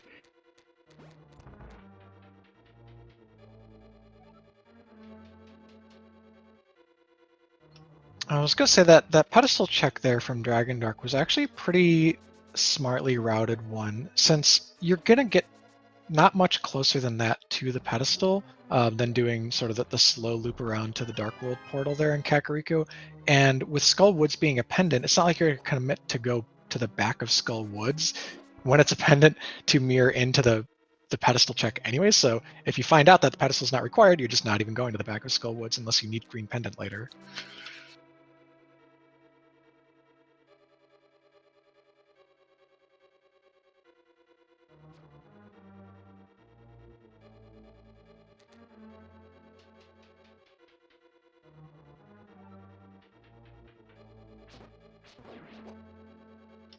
SuperNinTaylor is into the Dark World. We're going to see probably a Hype Cave and up route from him here as well. And he will single dip Eastern.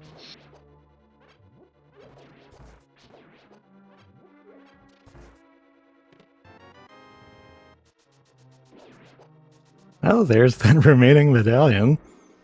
Okay, cool. So medallion hunt, not relevant. Not worried about finding one on Pyramid Ferry, or like Waterway or something terrible. And speaking of that single arrow of destiny being in Village of Outcasts, quite a set of items we got in Thieves Town. One arrow to rule them all. yeah, but they have the lamp, so they won't be binding anything in the darkness tonight.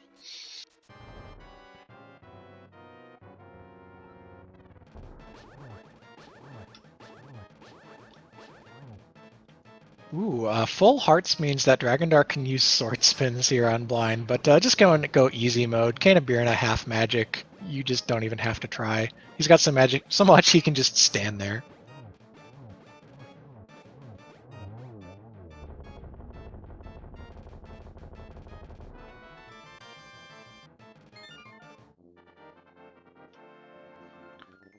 So here's a small nitpick.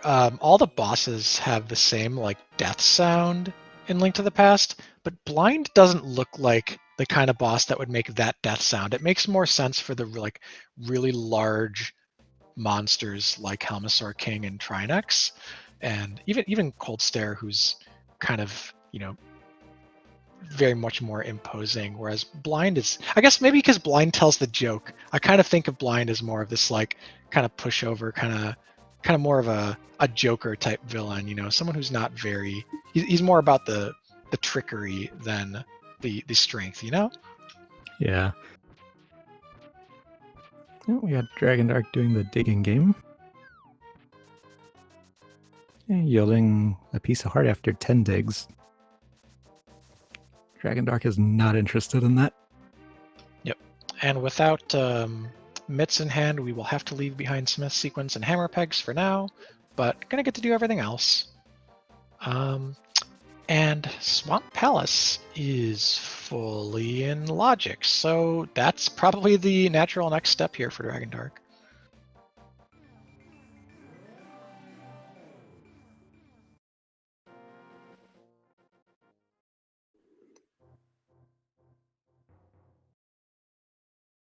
Yeah, I think possibly we might see a Bombos check before that, but I think that's the thing to do.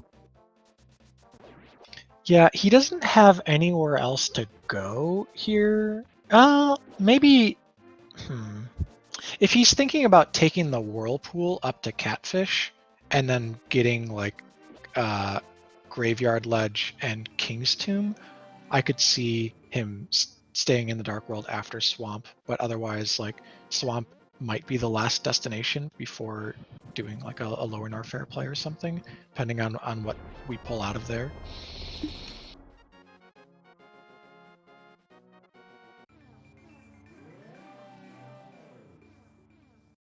And the Bombos tablet also only had a red rupee.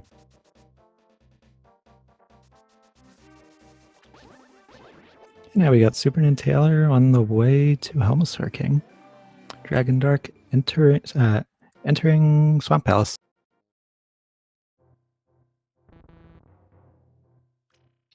So we're hour 46, almost an hour 47 in. The lead still continues to feel squishy and non-deterministic with how much is left to find and clear for both runners, but Dragondarch has a noticeable boss lead. But SuperNinTaylor has a tempered sword, and he has that red cane. And if Dragondarch is, for whatever reason, his routing makes him think he's got to hunt down his red cane in a bunch of obscure spots instead of just doing LN, he could find that late. It's hard to say. He might be looking for like a Mitz flute combo before committing to Lower Norfair. So yeah, I feel like Dragondarch's a little bit ahead now, but there are factors that could easily put him back behind.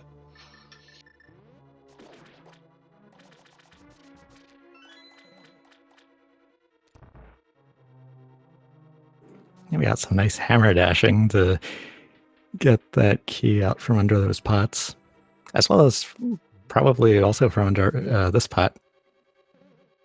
Nope, Or just not. as a regular dash, yeah. But I love that first room hammer dash.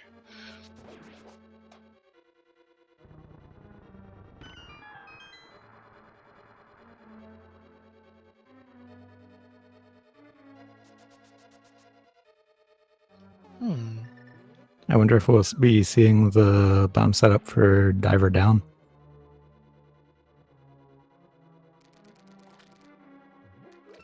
How did SuperNinTaylor route this dungeon? I saw him do the cutscene. He went to the basement without the big key. I just realized. Yeah, I definitely saw him doing the cutscene in the back. So maybe not to the basement. He went that far though without the key to finish the dungeon. That's why he's already spent that key and he's down to 0 here without having opened up. And there's the mitts in Swamp.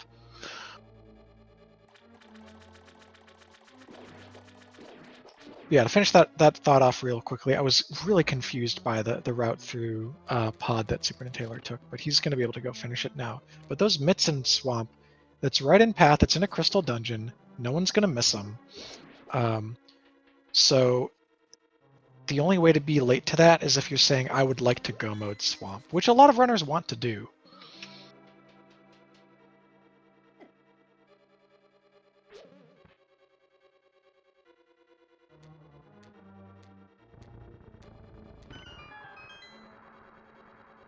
Oh my, so from a knowledge standpoint for us, we just need a fire rod.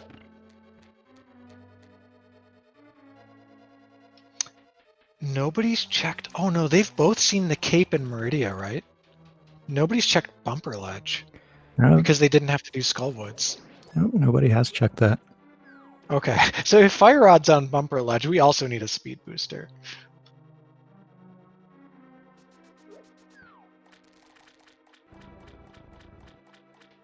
And there are 2 speed booster locked items we haven't seen yet at all, namely Waterway and Criteria Supers. That's right. Actually, I think those are the only 2 items in all of Super Metroid we haven't seen yet. That's also right.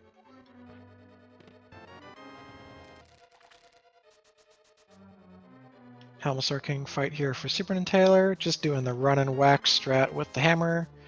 Left side swamp has 2 items, so if you skip it for whatever reason, like after finding the mitts, you might sweat about the last location there later. Maybe if SuperNinTaylor decides to do that. Skipping left side swamp is a good catch-up play though. That'll get you back a few minutes if he maybe feels behind when he gets here.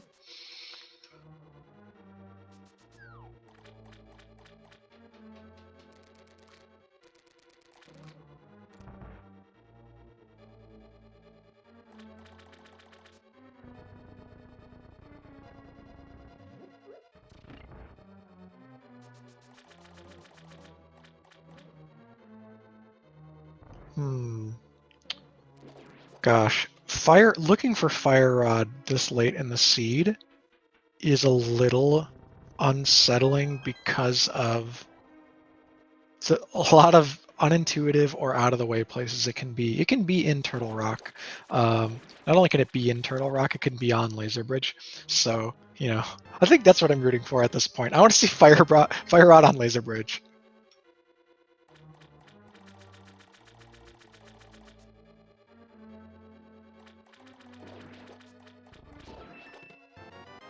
Ooh.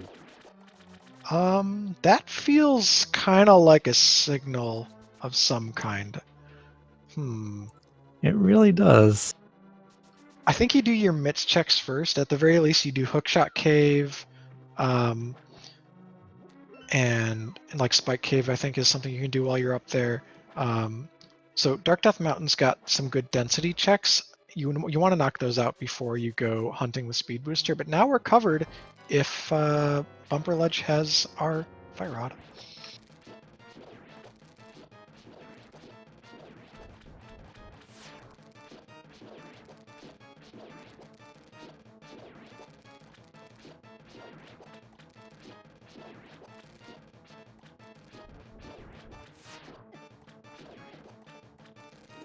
We got Dragondarch dealing with Argus's puffs. Readying those silver arrows for phase 2. There's the hit. One shot and done. So that is just a boatload of crystals. Dragondarch is on 5 crystals already, while SuperNinTaylor is working on his 3rd, but does have that lower Norfair and that red cane.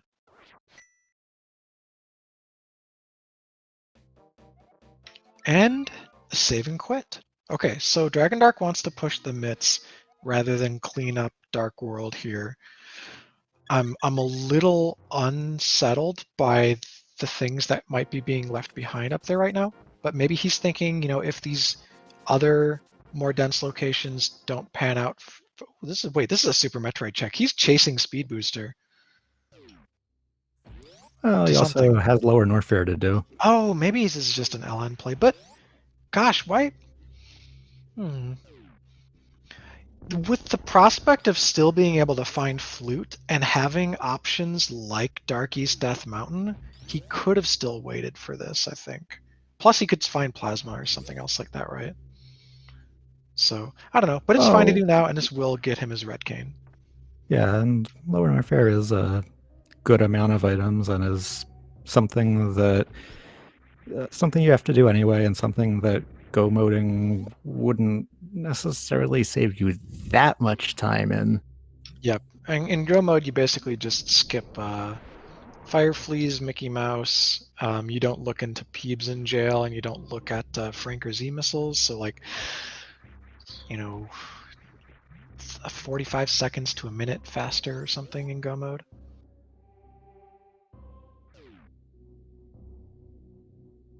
That said, he will be able to go into the Mire area, check Checkerboard Cave, which we haven't seen, and check Desert, which neither runner has been to, if he wants to dip that Pendant dungeon. So this could be a more lucrative overall clear of this area.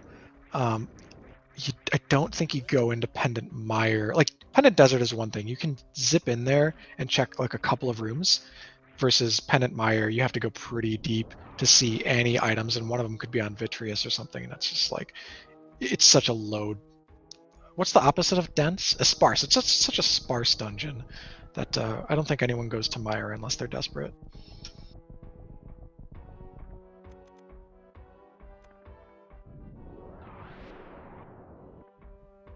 It looks like SuperNinTaylor is headed to the Swamp Palace.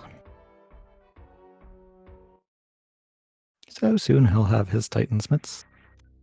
Yeah, this is actually gonna speed him up in his catch up to Dragondarch, because Thieves Town only had the Ether.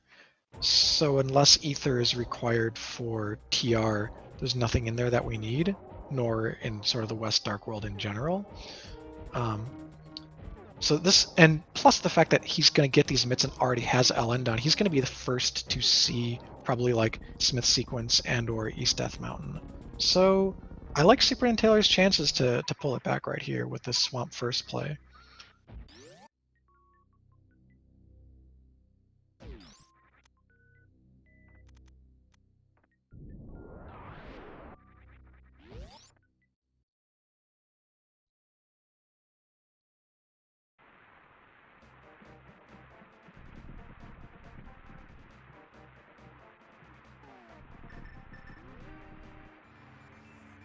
Dragondarch going right for that Checkerboard Cave check.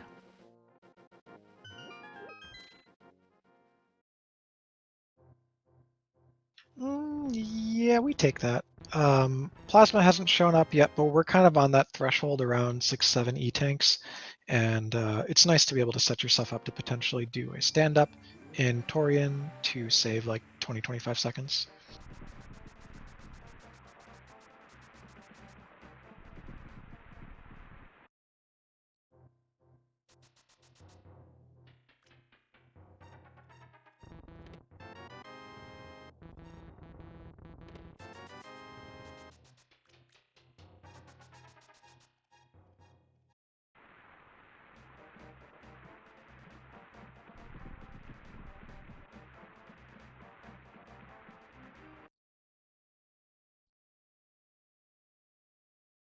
All right, no desert dip for Dragondarch, so not interested in Pendant Dungeons today. He knows the pedestal is not required. I'm guessing if you're like on a late game desperation hunt for Fire Rod, you probably dip Desert and Mire at the same time. But hey, I mean, if Flute is in GT, you're not getting back to like Mire anytime soon. I guess you're not really upset about that. You've got book to get back to Desert.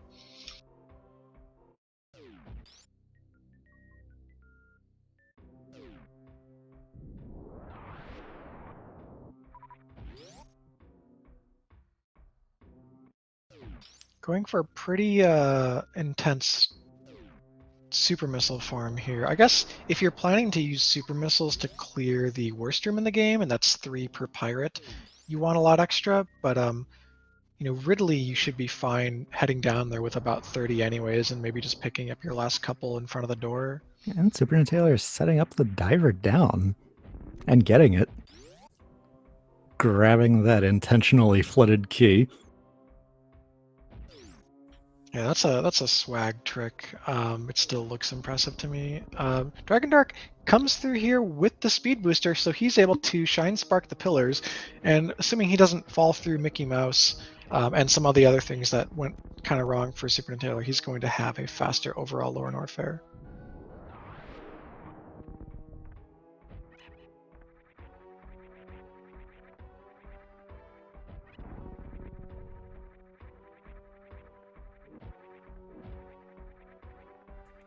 And Dragondarch up the nasty part of worst room in the game.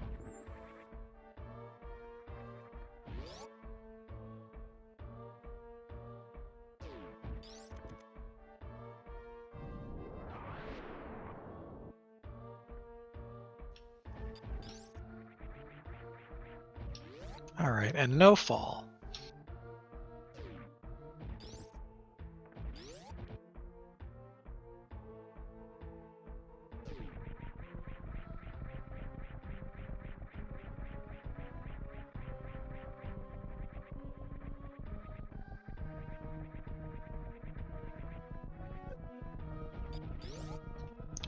Right at the last moment there, Dragondarch got bopped by that pirate, but did not fall back down, so pretty clean amphitheater for him.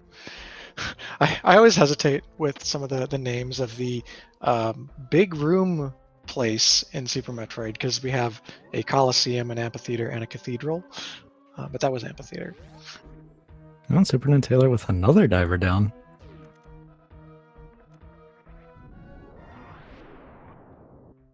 Maybe like IRL, he's into diving, and he hasn't been able to go out doing it since lockdown, so he's just like getting his fix in Link to the Past.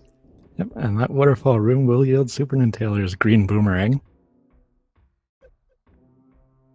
We'll see whether he then chases that.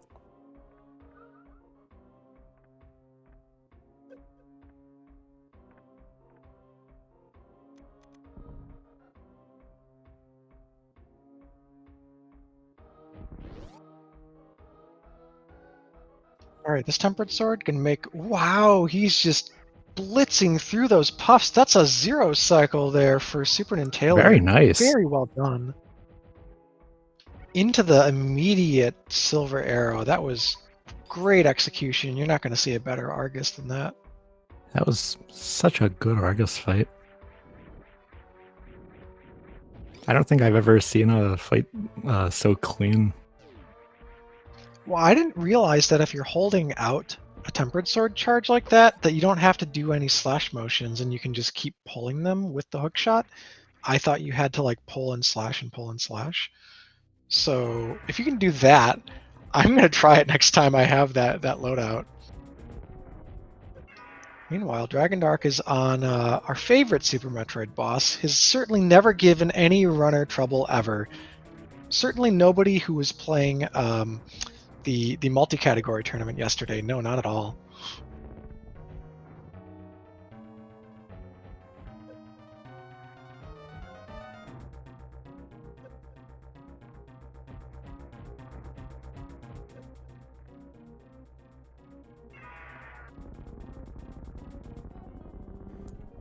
And Dragondarch gets all those super missiles where they need to go and defeats Ridley. And that's all of the Super Metroid statue bosses done. So SuperNinTaylor making the play over to Desert and Agina. Is he going to reverse back out of here and catch up on some Pendant desert dipping with his book? Because, he left it behind not having the mirror when he was in LN.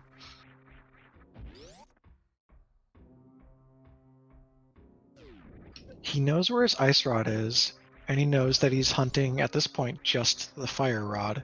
So, anywhere is kind of game. You're getting into the late game. I think you do need to start proximity routing and not leaving anything behind if you can help it. So I would like to see a desert dip here, and it looks like he's going full right. Okay, never mind. Back to the portal we go. All right, he's more interested in continuing to clear the Dark World. I understand that. This may be a... This is the Smith sequence. Okay, I've never... No, yes, it is. Okay, he deked me there a bit, but I've never seen someone do the desert area checks, then reverse to their mirror, then come back up to Village of Outcasts like this. But I guess he hadn't done these.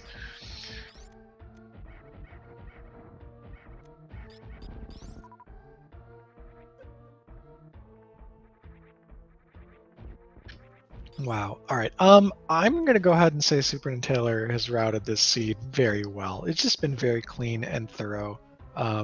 He's really avoided the double dips. So hats off.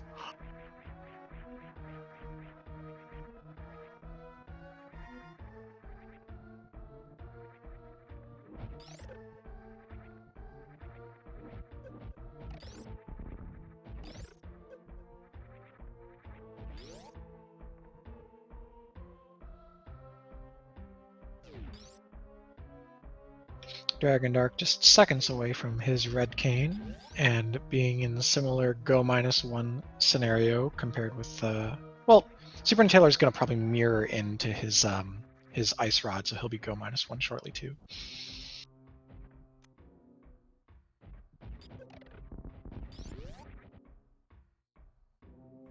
It always feels to me like when I see a really nice item in Lower Norfair, it's in that exact spot.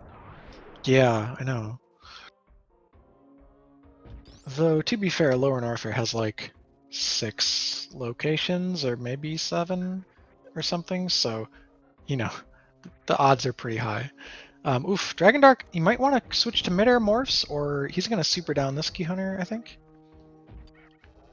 And go to charge beam strats now. Yeah, if you mid-air morph, it's a lot easier to not get knocked back down. He's past number 2 though, and he's got the iframes to get. All right, that's good enough. So Dragondarch has escaped Lower Norfair with his life and 0 supers, but you can get a couple of quick supers here off like the Cack Attack and the waivers. Iframes for the win. All right, this is our first look at Smith Sequence Hammer Pegs. So exciting new content here on the left side of your screen. That's a red mail. It's not the red item we want, but it's a red item we'll take.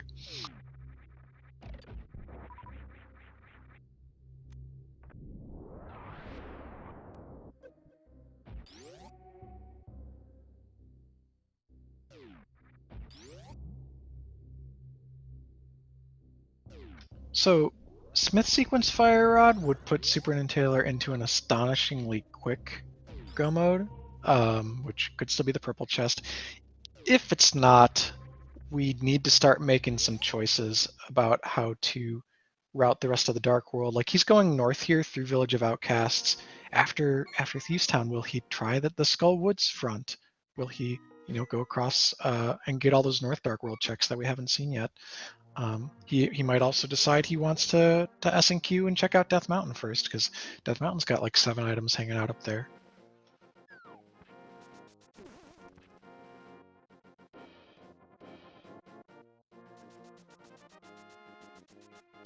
Dragondarch like... is making this the Ice Palace play? That's what this looks like to me. Okay, alright. It's a crystal. I'm down. Fire Rod could be at Pyramid Fairy, so he's pushing a 5/6 crystal. I really like this play.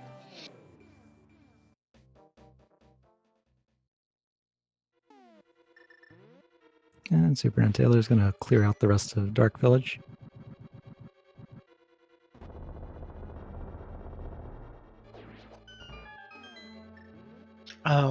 I guess the only...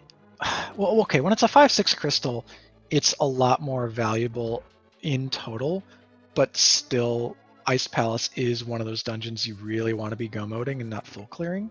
It depends if he knows Icebreaker, which speeds up the full clear substantially, especially depending on the key layout.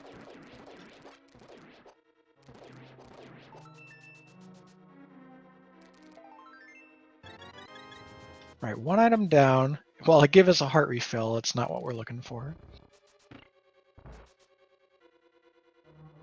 All right, so if he's doing Icebreaker, you would see him. All right, he's going to carry on through here. I guess only in Go mode do you go back and hit the switch, right?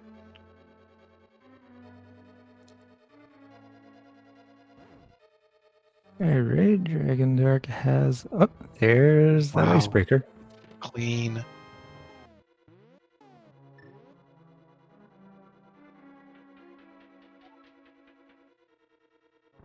Man, and I'm still living in prehistoric era doing my Ice Palace bomb jumps.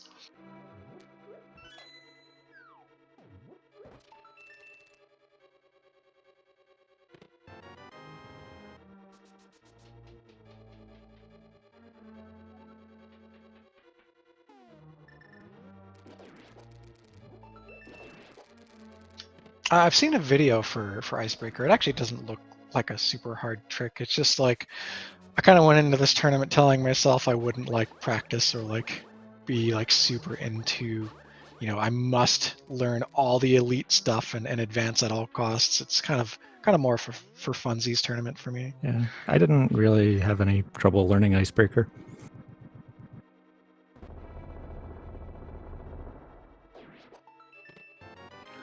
And there's item number 2 in Ice Palace. We have the bat for playing baseball with Aghanim, better known as the bug catching net. Mm-hmm. And now we've got a 50-50 between Ice Tea and Cold Stare for the last item. Dragondarch not taking that risk, so going to go all the way to the bottom here. Plus, with the switches in that layout to begin with, it's like not even that appealing to go to Cold Stare first. So this feels kind of natural anyways. All right, Ice Palace. The first 3 items aren't paying out, but I say first 3 because there are 2 more in the pyramid.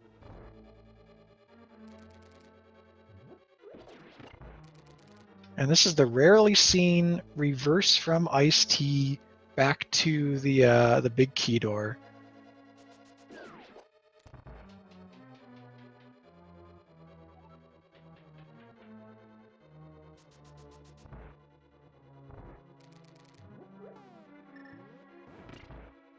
Red Cane, of course, being our backup strat here to not needing to worry about like switch position and all the goofiness in Ice Palace. It's such a nice thing to have for this. Yep. When I played Vanilla, the first time I ever actually beat it, I went to Meyer first to get the cane to come back because I couldn't figure out how to beat Ice Palace without it.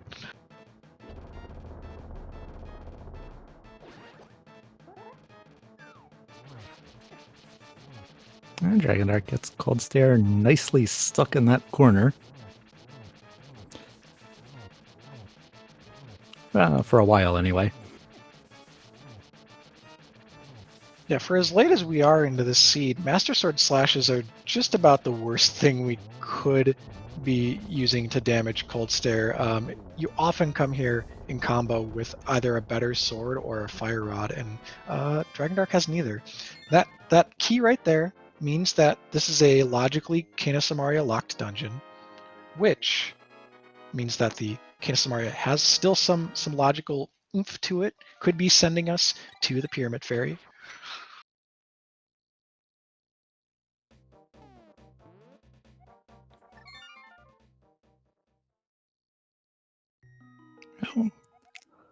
Let's see whether that is where Dragondarch goes. Well, with going to Mountain Cave, we won't be seeing that check quite yet. Yeah, I think because he went Ice Palace, I absolutely would have liked to push Pyramid Fairy first, because if that's your Fire Rod, then you come up to Death Mountain once and you do TR and you're done. but now we might be looking at 2 trips to Dark Death Mountain. I mean, again, it's just 2 items, but I'm just saying, like, it's nice to get that one wrapped up before you come up here. Well, perhaps it'll be in Super Bunny. Or Yeah. in Hookshot Cave. Yep, totally. Lots of good chances left. SuperNinTaylor finally going to give us this North Dark World that I've been waiting so long to see. Really, since we saw that Cape previewed so long ago. Oh, Nope, just an just an E-tank. E-tank. Okay, front or middle of Skullwoods with a Fire Rod could also still be a solid troll.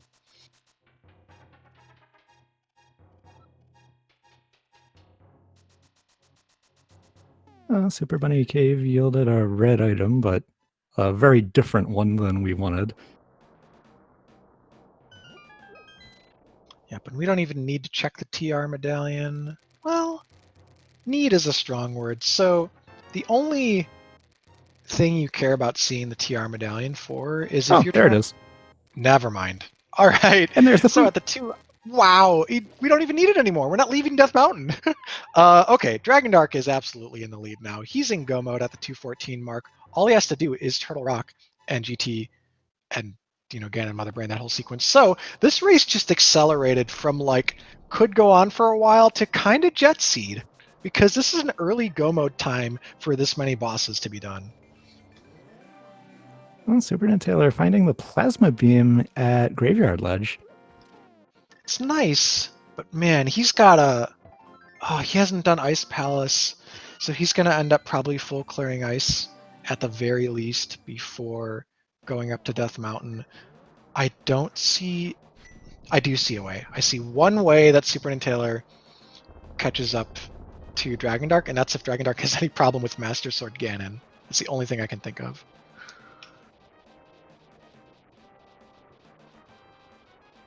Because with half magic available, Trinex won't even be an issue, right? Like sometimes if you're on Master Sword Trinex, you run out of magic and you're like, oh crud, I've got to go back to my safety save. But we've got half magic, so.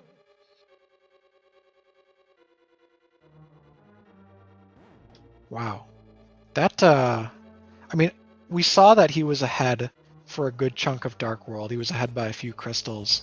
Having those in-path mitts into the basically in-path to TR Fire Rod really just settled in nicely for Dragondarch, and he's on his way to a great time. He could sub 240 this still, I think.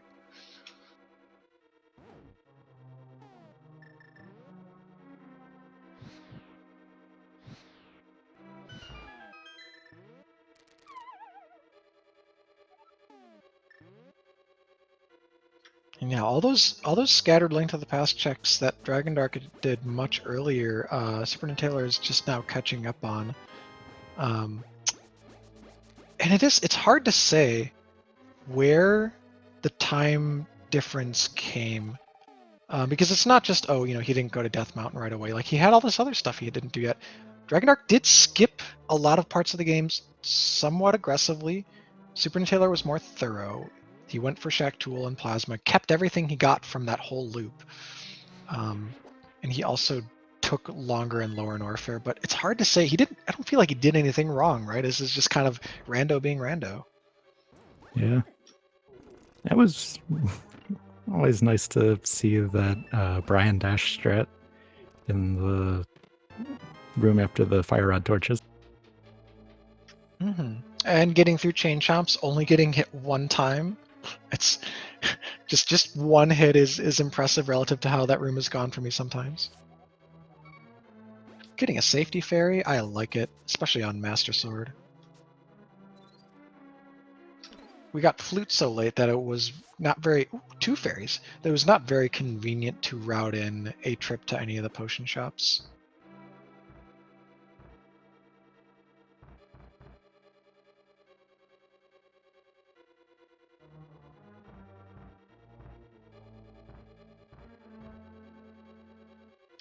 And, we could still find a sword in TR. We could find a sword in GT.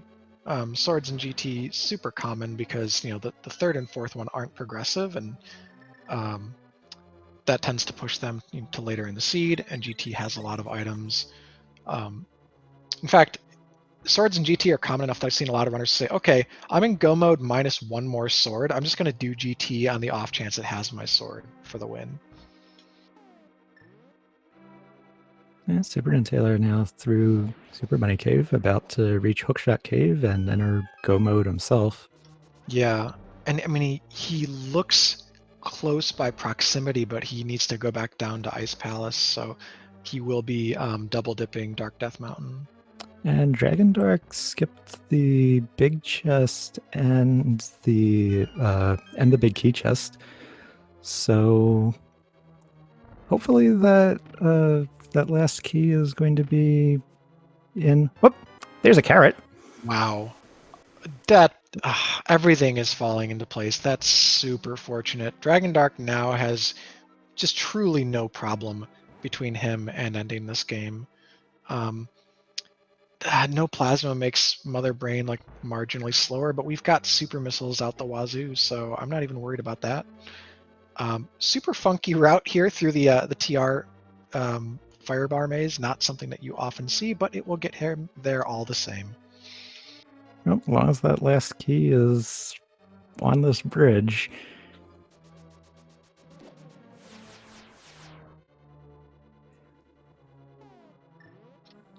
Yeah, and it's like a 1 or 2%er exactly to not have a key available here. It's such low odds that like everyone will do go mode TR like this. He is checking all the chests. I think he's looking for a beam, or specifically plasma. Yeah, but we know that that's in Graveyard Ledge. Yep. He could also be looking for high jump. We don't know where high jump is, and that does make Torian faster. It makes the escape faster. I thought that it was on Floating Island, or am I confusing that with another seed? Well, I don't remember what was on Floating Island. I certainly don't. Oh, everyone's saying it's on Floating Island. Wow, when they all did Death Mountain, I just straight up missed that. So not worth going out of the way for. Like routing that in at this point would be like a whole minute or something, maybe more, versus this time save of like if you can pull off Baby Skip, it's 30 seconds saved. And Dragondarch quickly getting the 2 outside heads of Trinex dead. Yeah, chat's saying like you could have roped in the high jump grab with Hookshot Cave, but even already being inside Hookshot Cave, going to the back, bombing twice, mirroring back, leaving the cave, like all that adds up to less or to more time than what it saves you in Torian. I think if either runner still had lower Norfair remaining, high jump would have been a priority pick.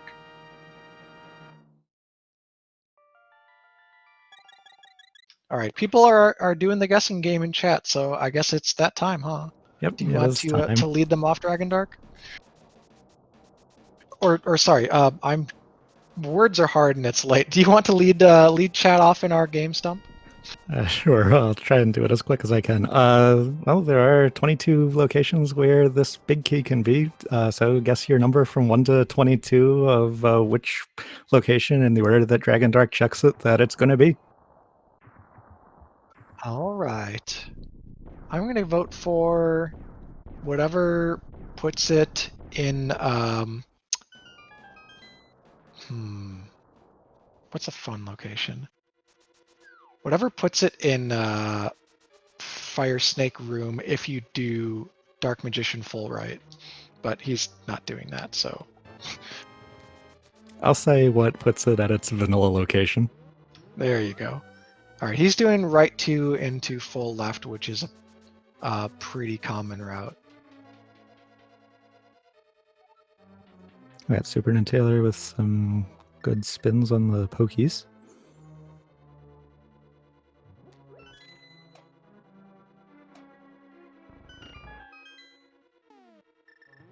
Man, this has just been very impressive from Dragondarch. Yes, there's a little bit of luck involved. There's a small percentage of luck in every randomizer seed, but that comes with the territory. That, by the way, that tempered is butter for SuperNinTaylor. But yeah, he came kind of out of nowhere into this tournament. He wasn't a frequent player in the community races or anything like that before this tournament, hadn't played in last year's tournament or anything like that. He's known for some of the other randomizers he plays. I've seen him compete in Crystallis. So it's just really impressive to see him come in and dominate our group, and then here have a sizable lead that may yet be a victory in this 1v1 against a veteran opponent. Yeah, SuperNinTaylor reaching Laser Bridge now. We'll see whether he remembers that he has the Riot Shield. Looks like the answer to that is yes. Sort of a yes and. He's dashing in anyways.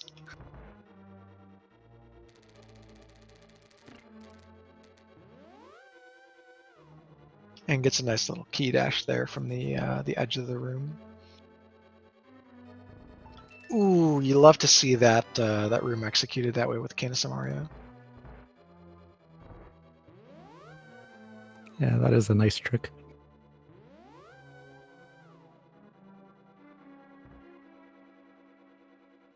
And we got Dragondarch entering the rando room while SuperNinTaylor begins the Trinux fight.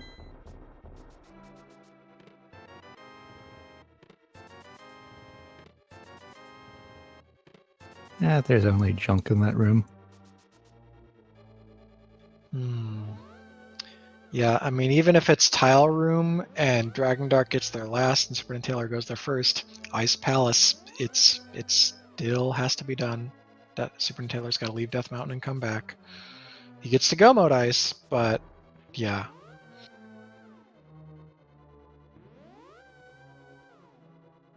The rarely seen double teleporter there from Dragondarch, as he did not quite get into the position for bonking over the teleporter, but he should have no problem with this bonk off the pot here to go visit Bob.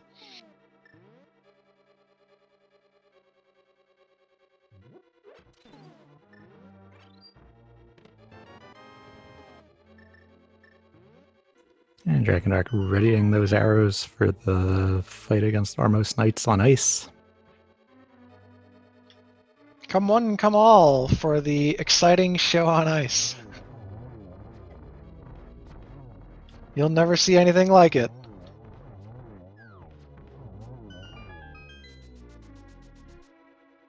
The skill, the precision. And we have the key somewhere on the right side. Yeah, the lack of a big key.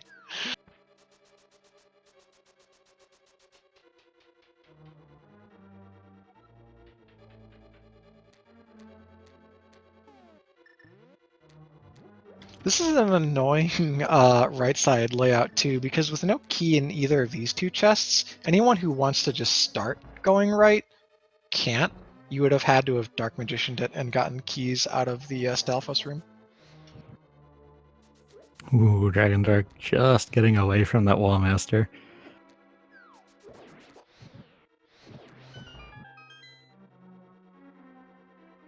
Alright, SuperNinTaylor in go mode. Let's see if he goes up, hits the switch, and reverses course. He does. Yep, we got another icebreaker.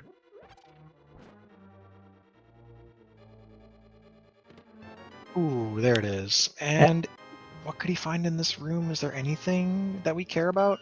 I don't think so.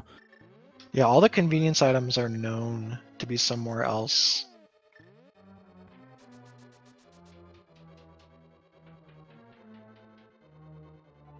Red Mail was at Hammer Pegs, the other sword's at Plasma, High Jump is on the island, and yeah, that's it.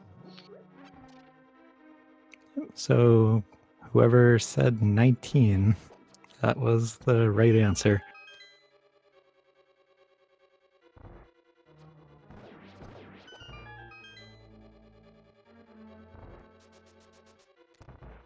Ooh, nice hammer strats there to get through that that firebar ice room in Ice Palace for SuperNinTaylor.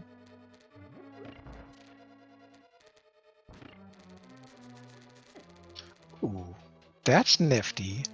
I haven't seen someone go for iframes off of the switches there in that like pre-cannonball room in GT before, and he nearly got out of there with a dash that he only got hit by that last spike. Yeah, I haven't noticed that happening. He's going with the dedicated big magic spell strats here for the gauntlet. Certainly an easy way to clean them up and not get frustrated by the conveyor belts. When you have half magic, why not? Yeah. Put that magic to use. He also, in the cannonball room, he did the thing where you immediately fall off on purpose so that you can get a clean dash across the bridge. It's pretty fun. All right, does he get optimal movement here? Well, it doesn't matter because he doesn't have his fire rod out.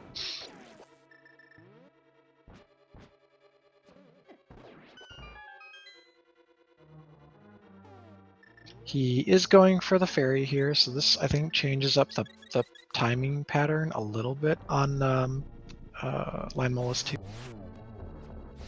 Ooh, and all right, he only got one there on the first cycle.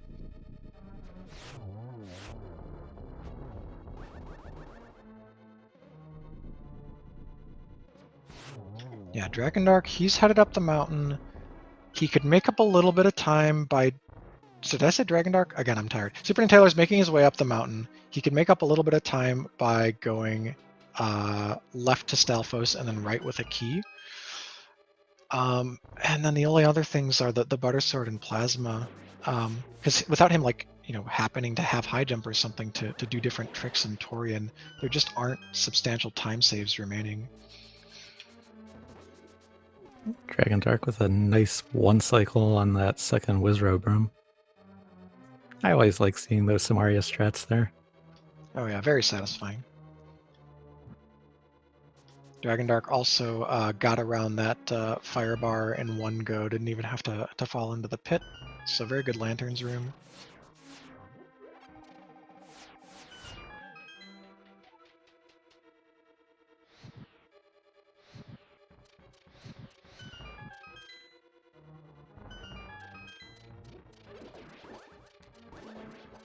Yeah, Dragondarch's still looking in those chests. Yeah, he'd like Plasma for sure. Another sword or another mail upgrade from his perspective would be nice, but Plasma's like the last real selling item. Selling point? It's the last something. I don't know, words are hard.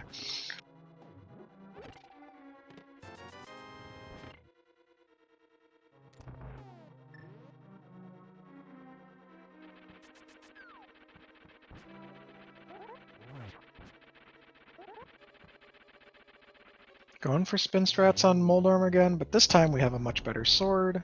We're through.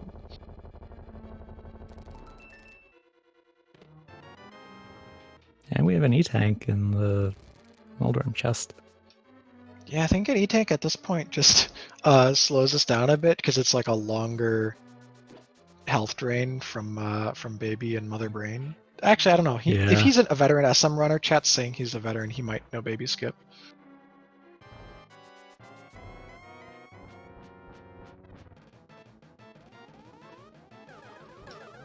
Oh, he actually turned that pattern into a double. That was a really good first pattern there. And he's going to get a triple out of this. Holy smokes. Very nice. Or that was a quick fight. One of those, okay, I thought he went double triple, but I think somewhere in there two things hit at the same time. So he had that double on that last round. So maybe 2-2-2 or 1-3-2.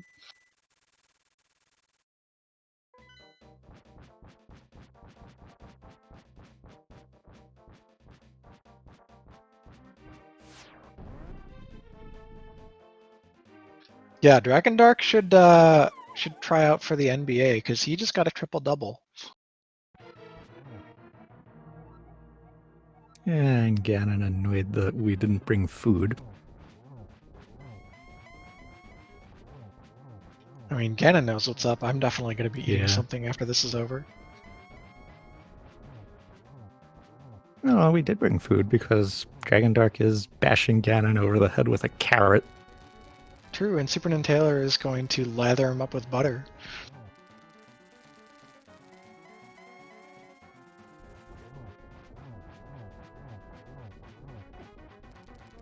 With the previous position of Ganon, instead of going for slashes, you may have possibly seen a runner go behind Ganon there and go for spins against the wall. But either way, quick phase 1 and 2s for Dragondarch, who's on to phase 3, where you just need to wait for Ganon to teleport, hit him 4 total times as the blocks fall away, and you try not to fall with them.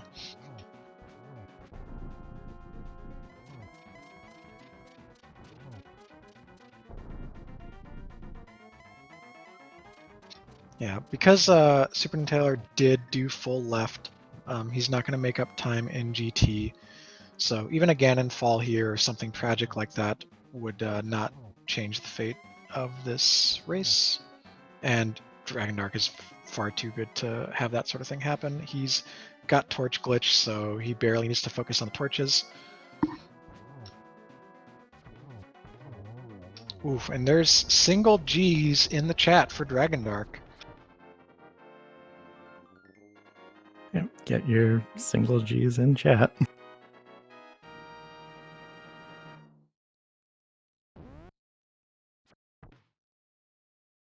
Now we got SuperNinTaylor starting to clear out the right side.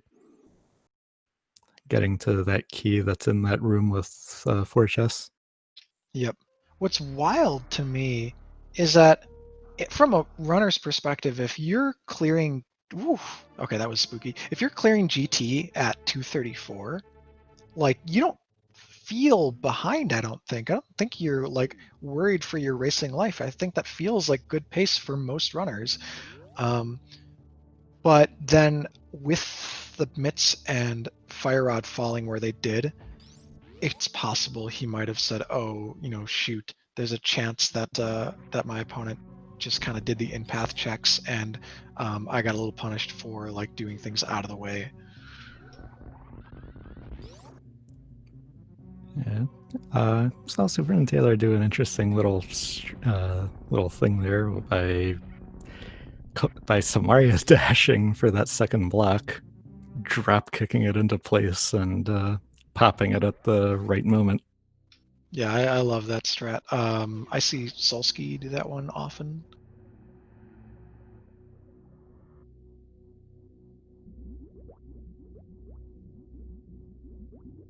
All right, so Dragondarch is into the final area of the game, and in the case of combo both games, because we were doing Torian last, is about 8 minutes overall, kind of end to end until we get to the ship. We've got a great amount of ammo, so we can just super missile these Metroids and not even worry about it. We'll probably have close to 60, if not over 60 super missiles available for the Mother Brain fight, which will be enough to drain all of her HP on phase 2. We've got Ice Beam and Wave Beam, so Zeb Skip's super easy today. Dragondarch, he might even know Speed Zeb Skip, which is another quick one.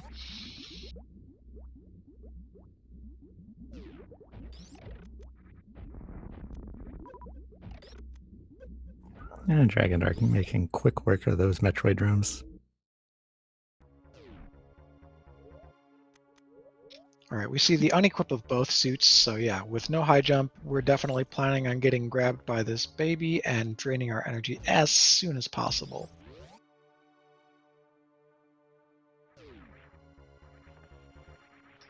Nice fairy refill there for SuperNinTaylor. He was getting a little low, and I don't think he has any backup fairies, but he probably doesn't need any more health than this the rest of the way.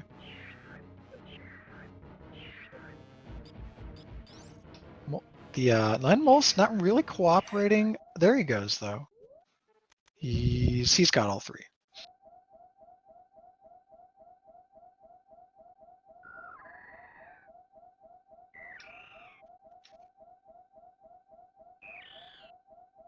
Dragondarch faced right, and when he stood up there, as the Samus sprite did not have an extra animation to stand up, so saved 40 frames from standing left.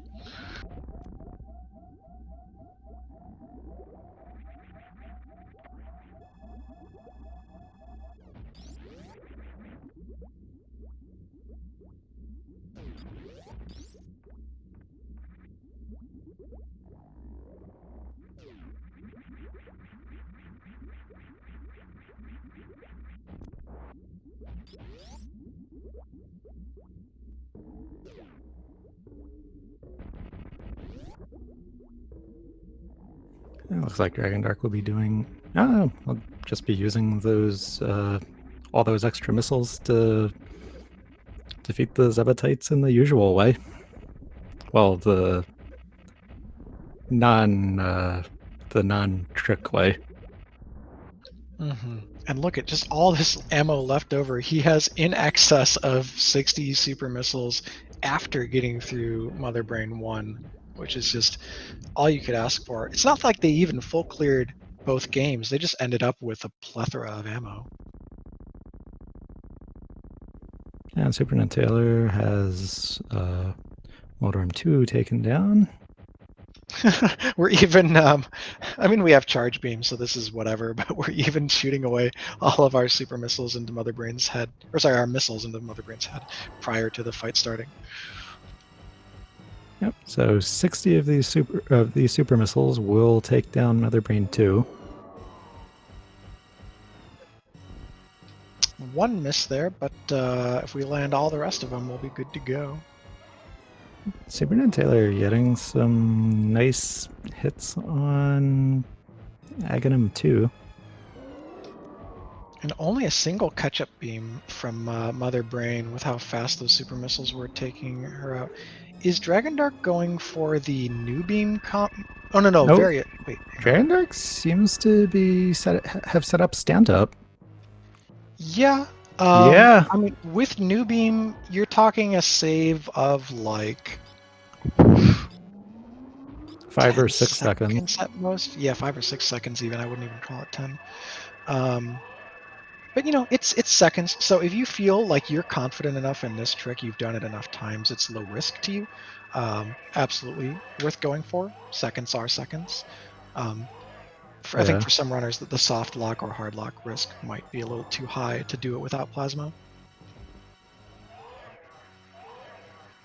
And now we got SuperNinTaylor starting to fight Ganon. And Dragondarch starting to damage Mother Brain 3.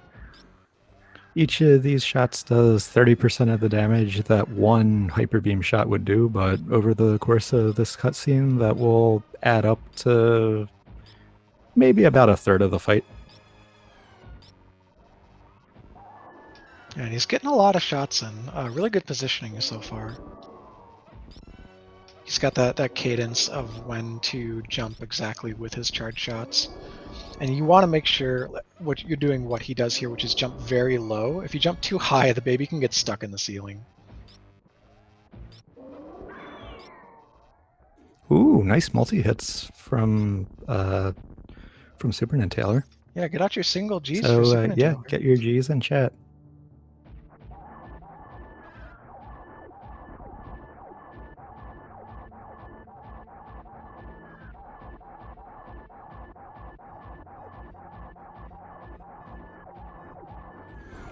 And Dragondarch takes out Mother Brain 3. So in the end, right, the runners being separated by less than a Torian, that's really impressive, right? High quality running, high quality race.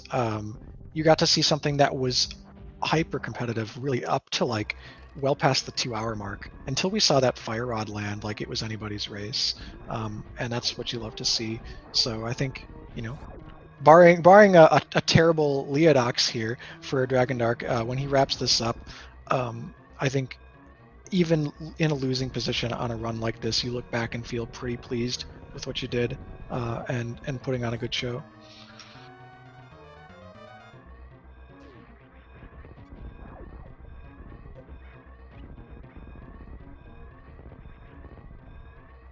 Okay, Dragondarch climbing up escape room 4.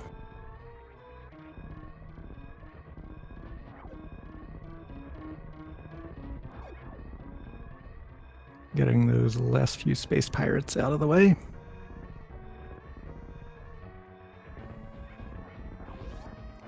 Charging up for the spark. And doing the spark up the right. Only the parlor and landing site rooms remain.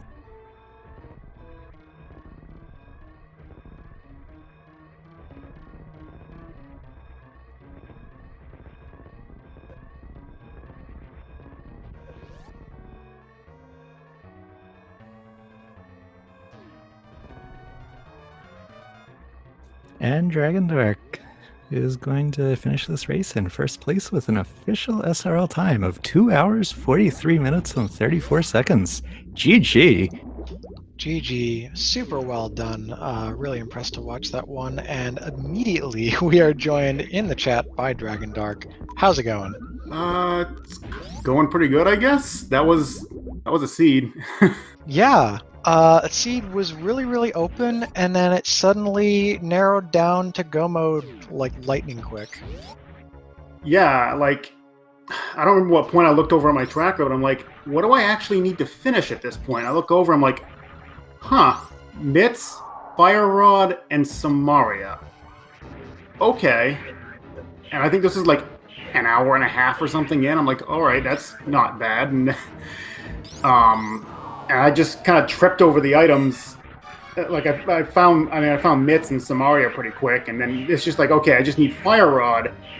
And then it's like I got done with Ice, and all I had left was Turtle Rock, and I was going to go do the Smith Chain, and then check Pyramid Fairy and everything. And last second, I'm like, no, let's go. Let's just hit Death Mountain, check Hookshot Cave, check Super Bunny.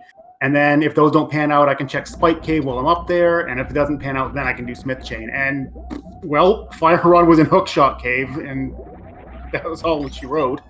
Yeah, I mean, Dark Death Mountain being 7 items up there as it was, like, that's super good density anyways, so absolutely one of the best checks remaining that you could have made. From my perspective, since you had opted into the full clear of Ice Palace, I thought that you were pushing hard for that Pyramid Fairy first, but it sounds like it was a last-minute change of your mind. Well, I thought of Pyramid Fairy after I did Ice Palace. Like, I noticed, it's like, oh, well, that was the second. It's like, oh, Pyramid Fairy's open. Okay, I could go do that.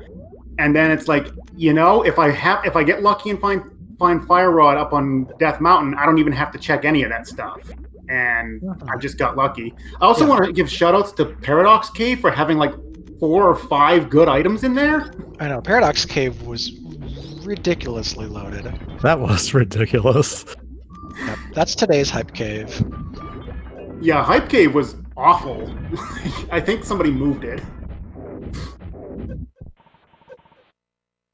So let's talk a little bit about earlier in the seed, because you definitely zigged where SuperNinTaylor zagged, and with both suits available, you had all of SM, so it was like, go wherever you want.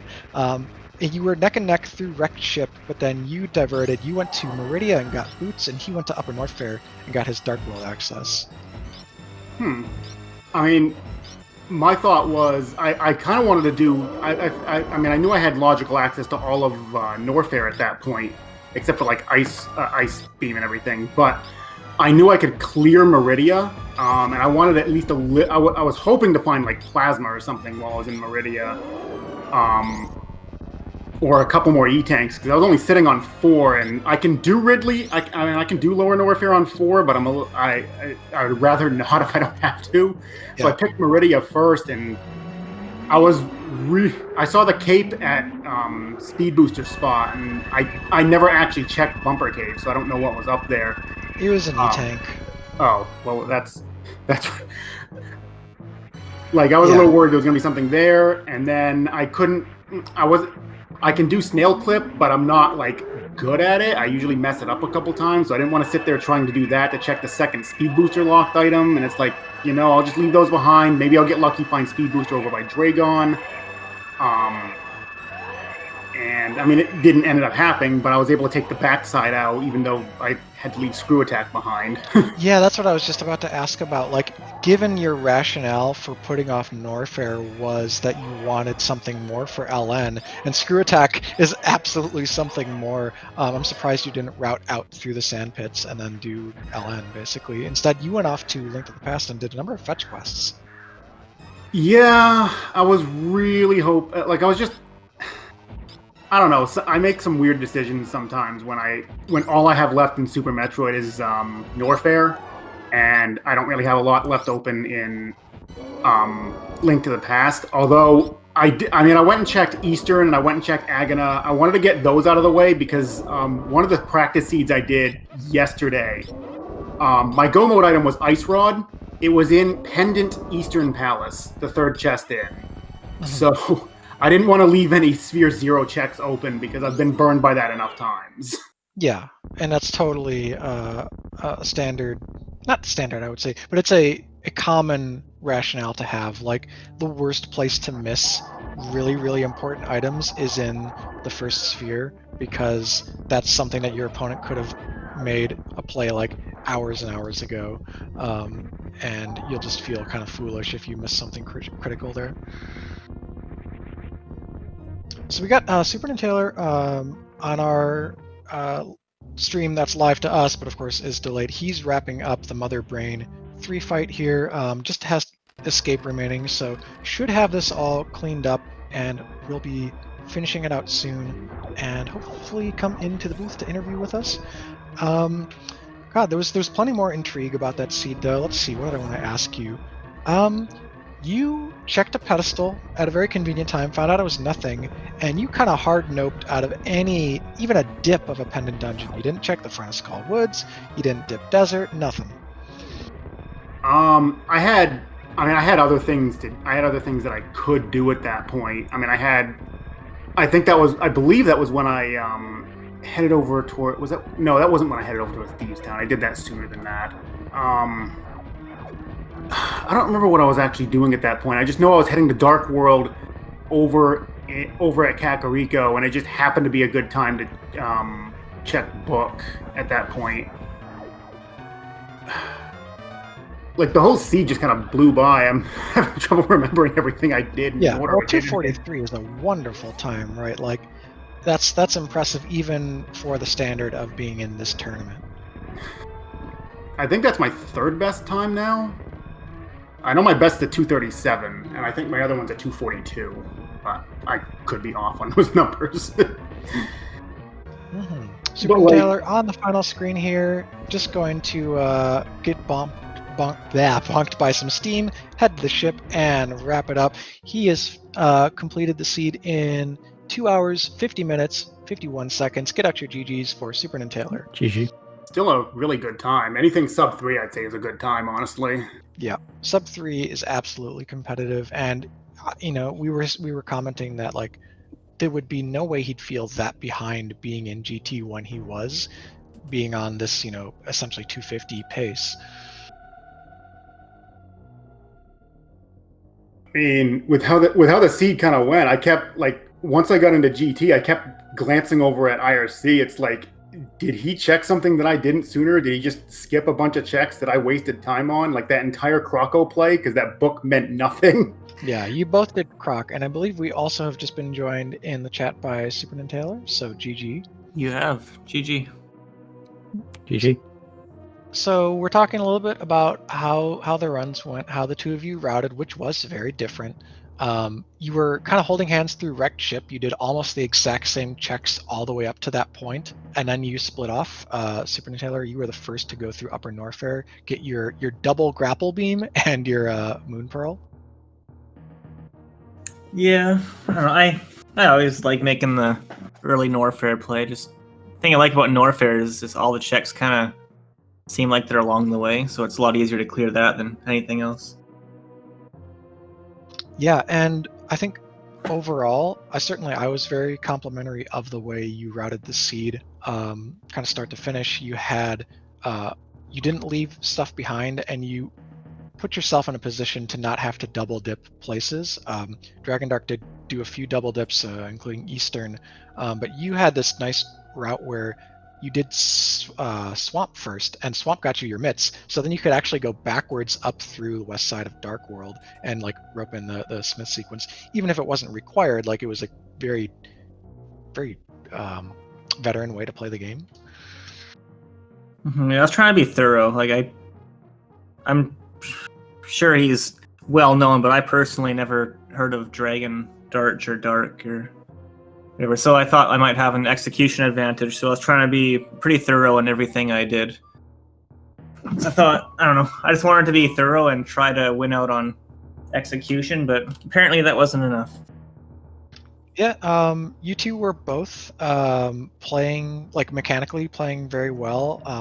there's maybe a slight Link to the Past edge for you. You know, some of those rooms look pretty clean, SuperNinTaylor. But ultimately, Dragondarch did fewer checks, and the Fire Rod kind of fell into his lap when he optioned to Dark East Death Mountain before doing some of the more overworld stuff.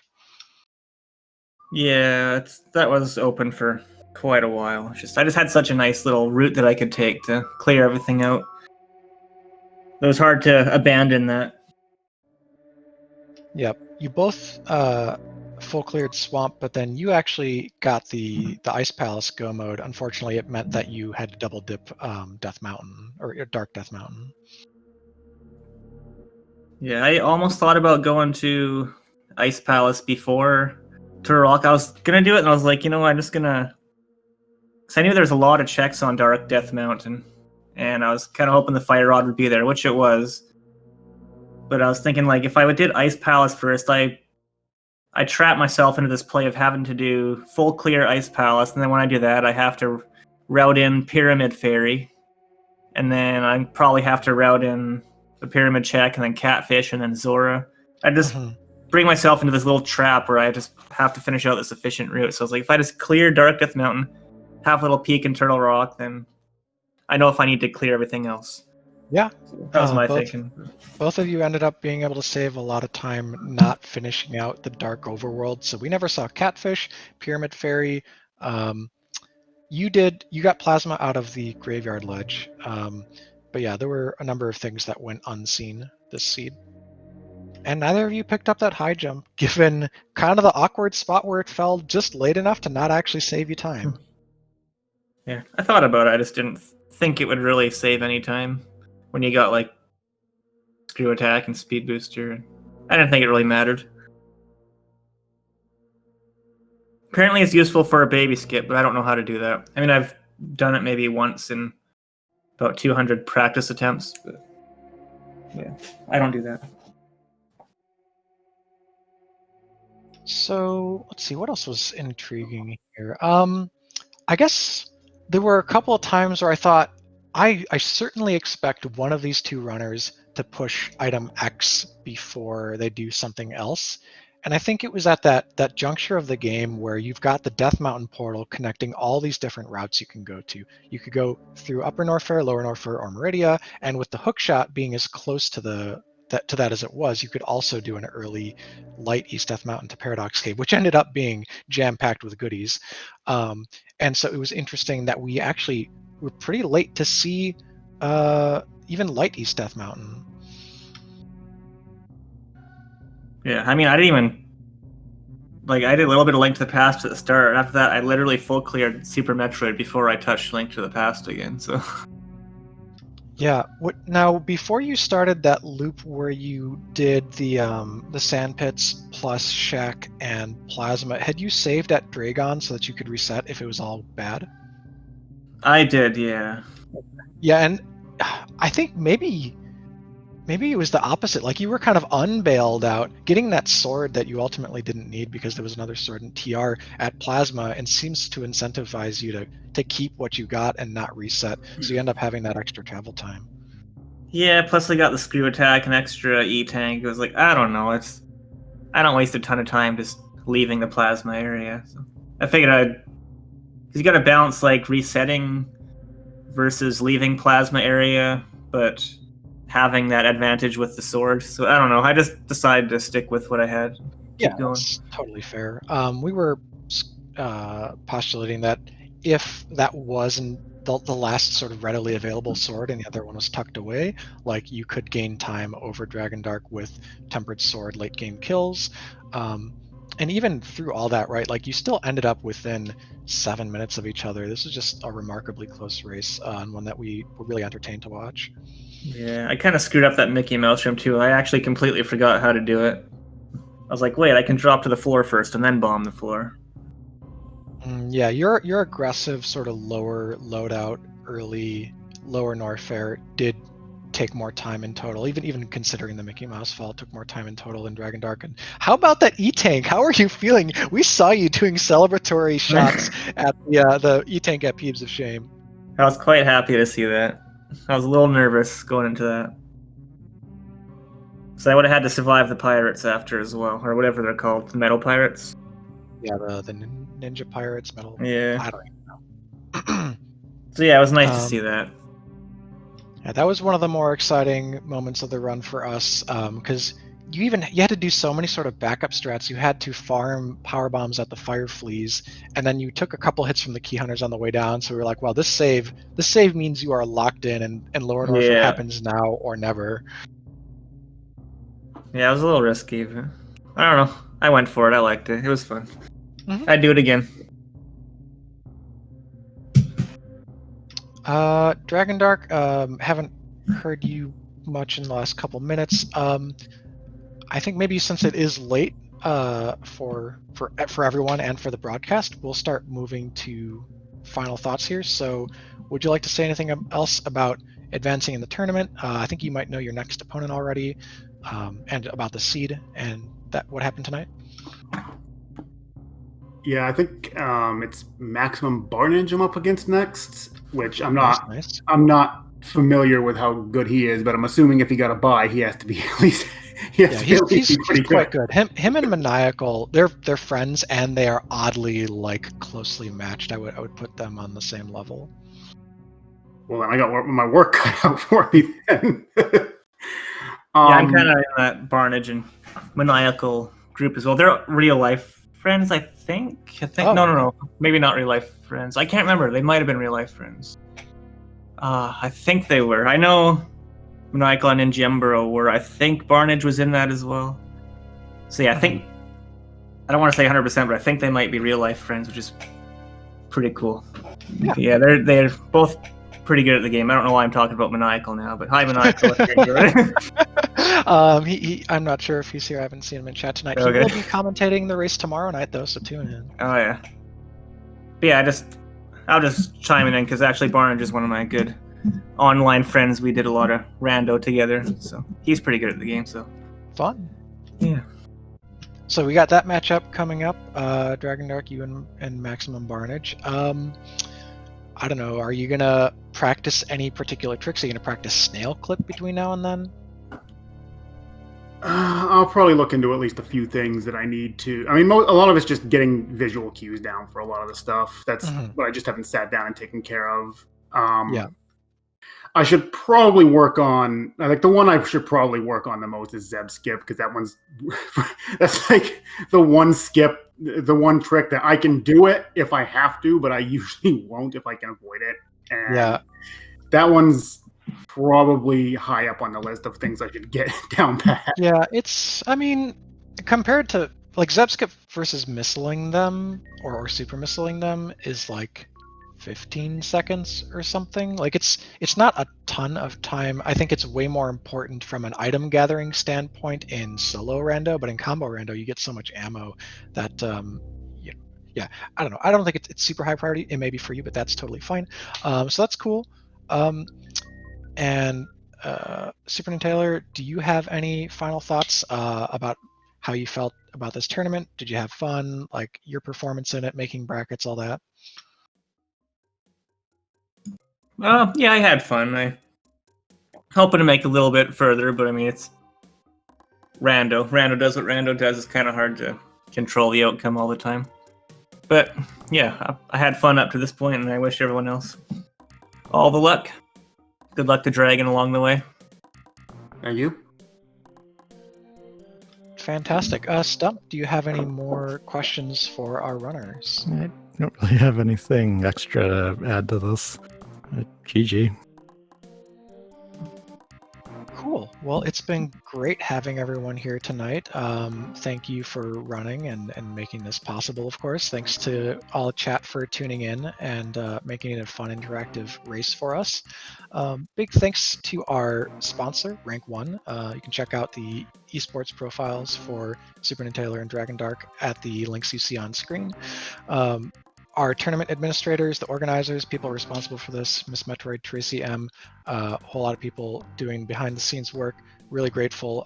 Big shout out to our tracker tonight, who is, Comrade Steve. Big props. Tracking Combo Rando is not easy. And a appreciation here for my co-commentator and former group mate along with Dragondarch, Stump, for joining me in the booth tonight. It's been a pleasure. Thanks. It was good to commentate with you. Same. So with that, thank you all so much for tuning in to the Speed Gaming family of networks. Make sure to follow the runners. You can follow commentary as well. You don't have to. And follow Speed Gaming 1 through 6. And check out the continued tournament action for SMZ3 1v1. There's more coming your way tomorrow. I'll be on versus Azure. So if you want to see a slaughter, you can check that one out. All right. It's been great. But I'm going to peace out. So good night, everyone. Good night. We'll see you on a future mission.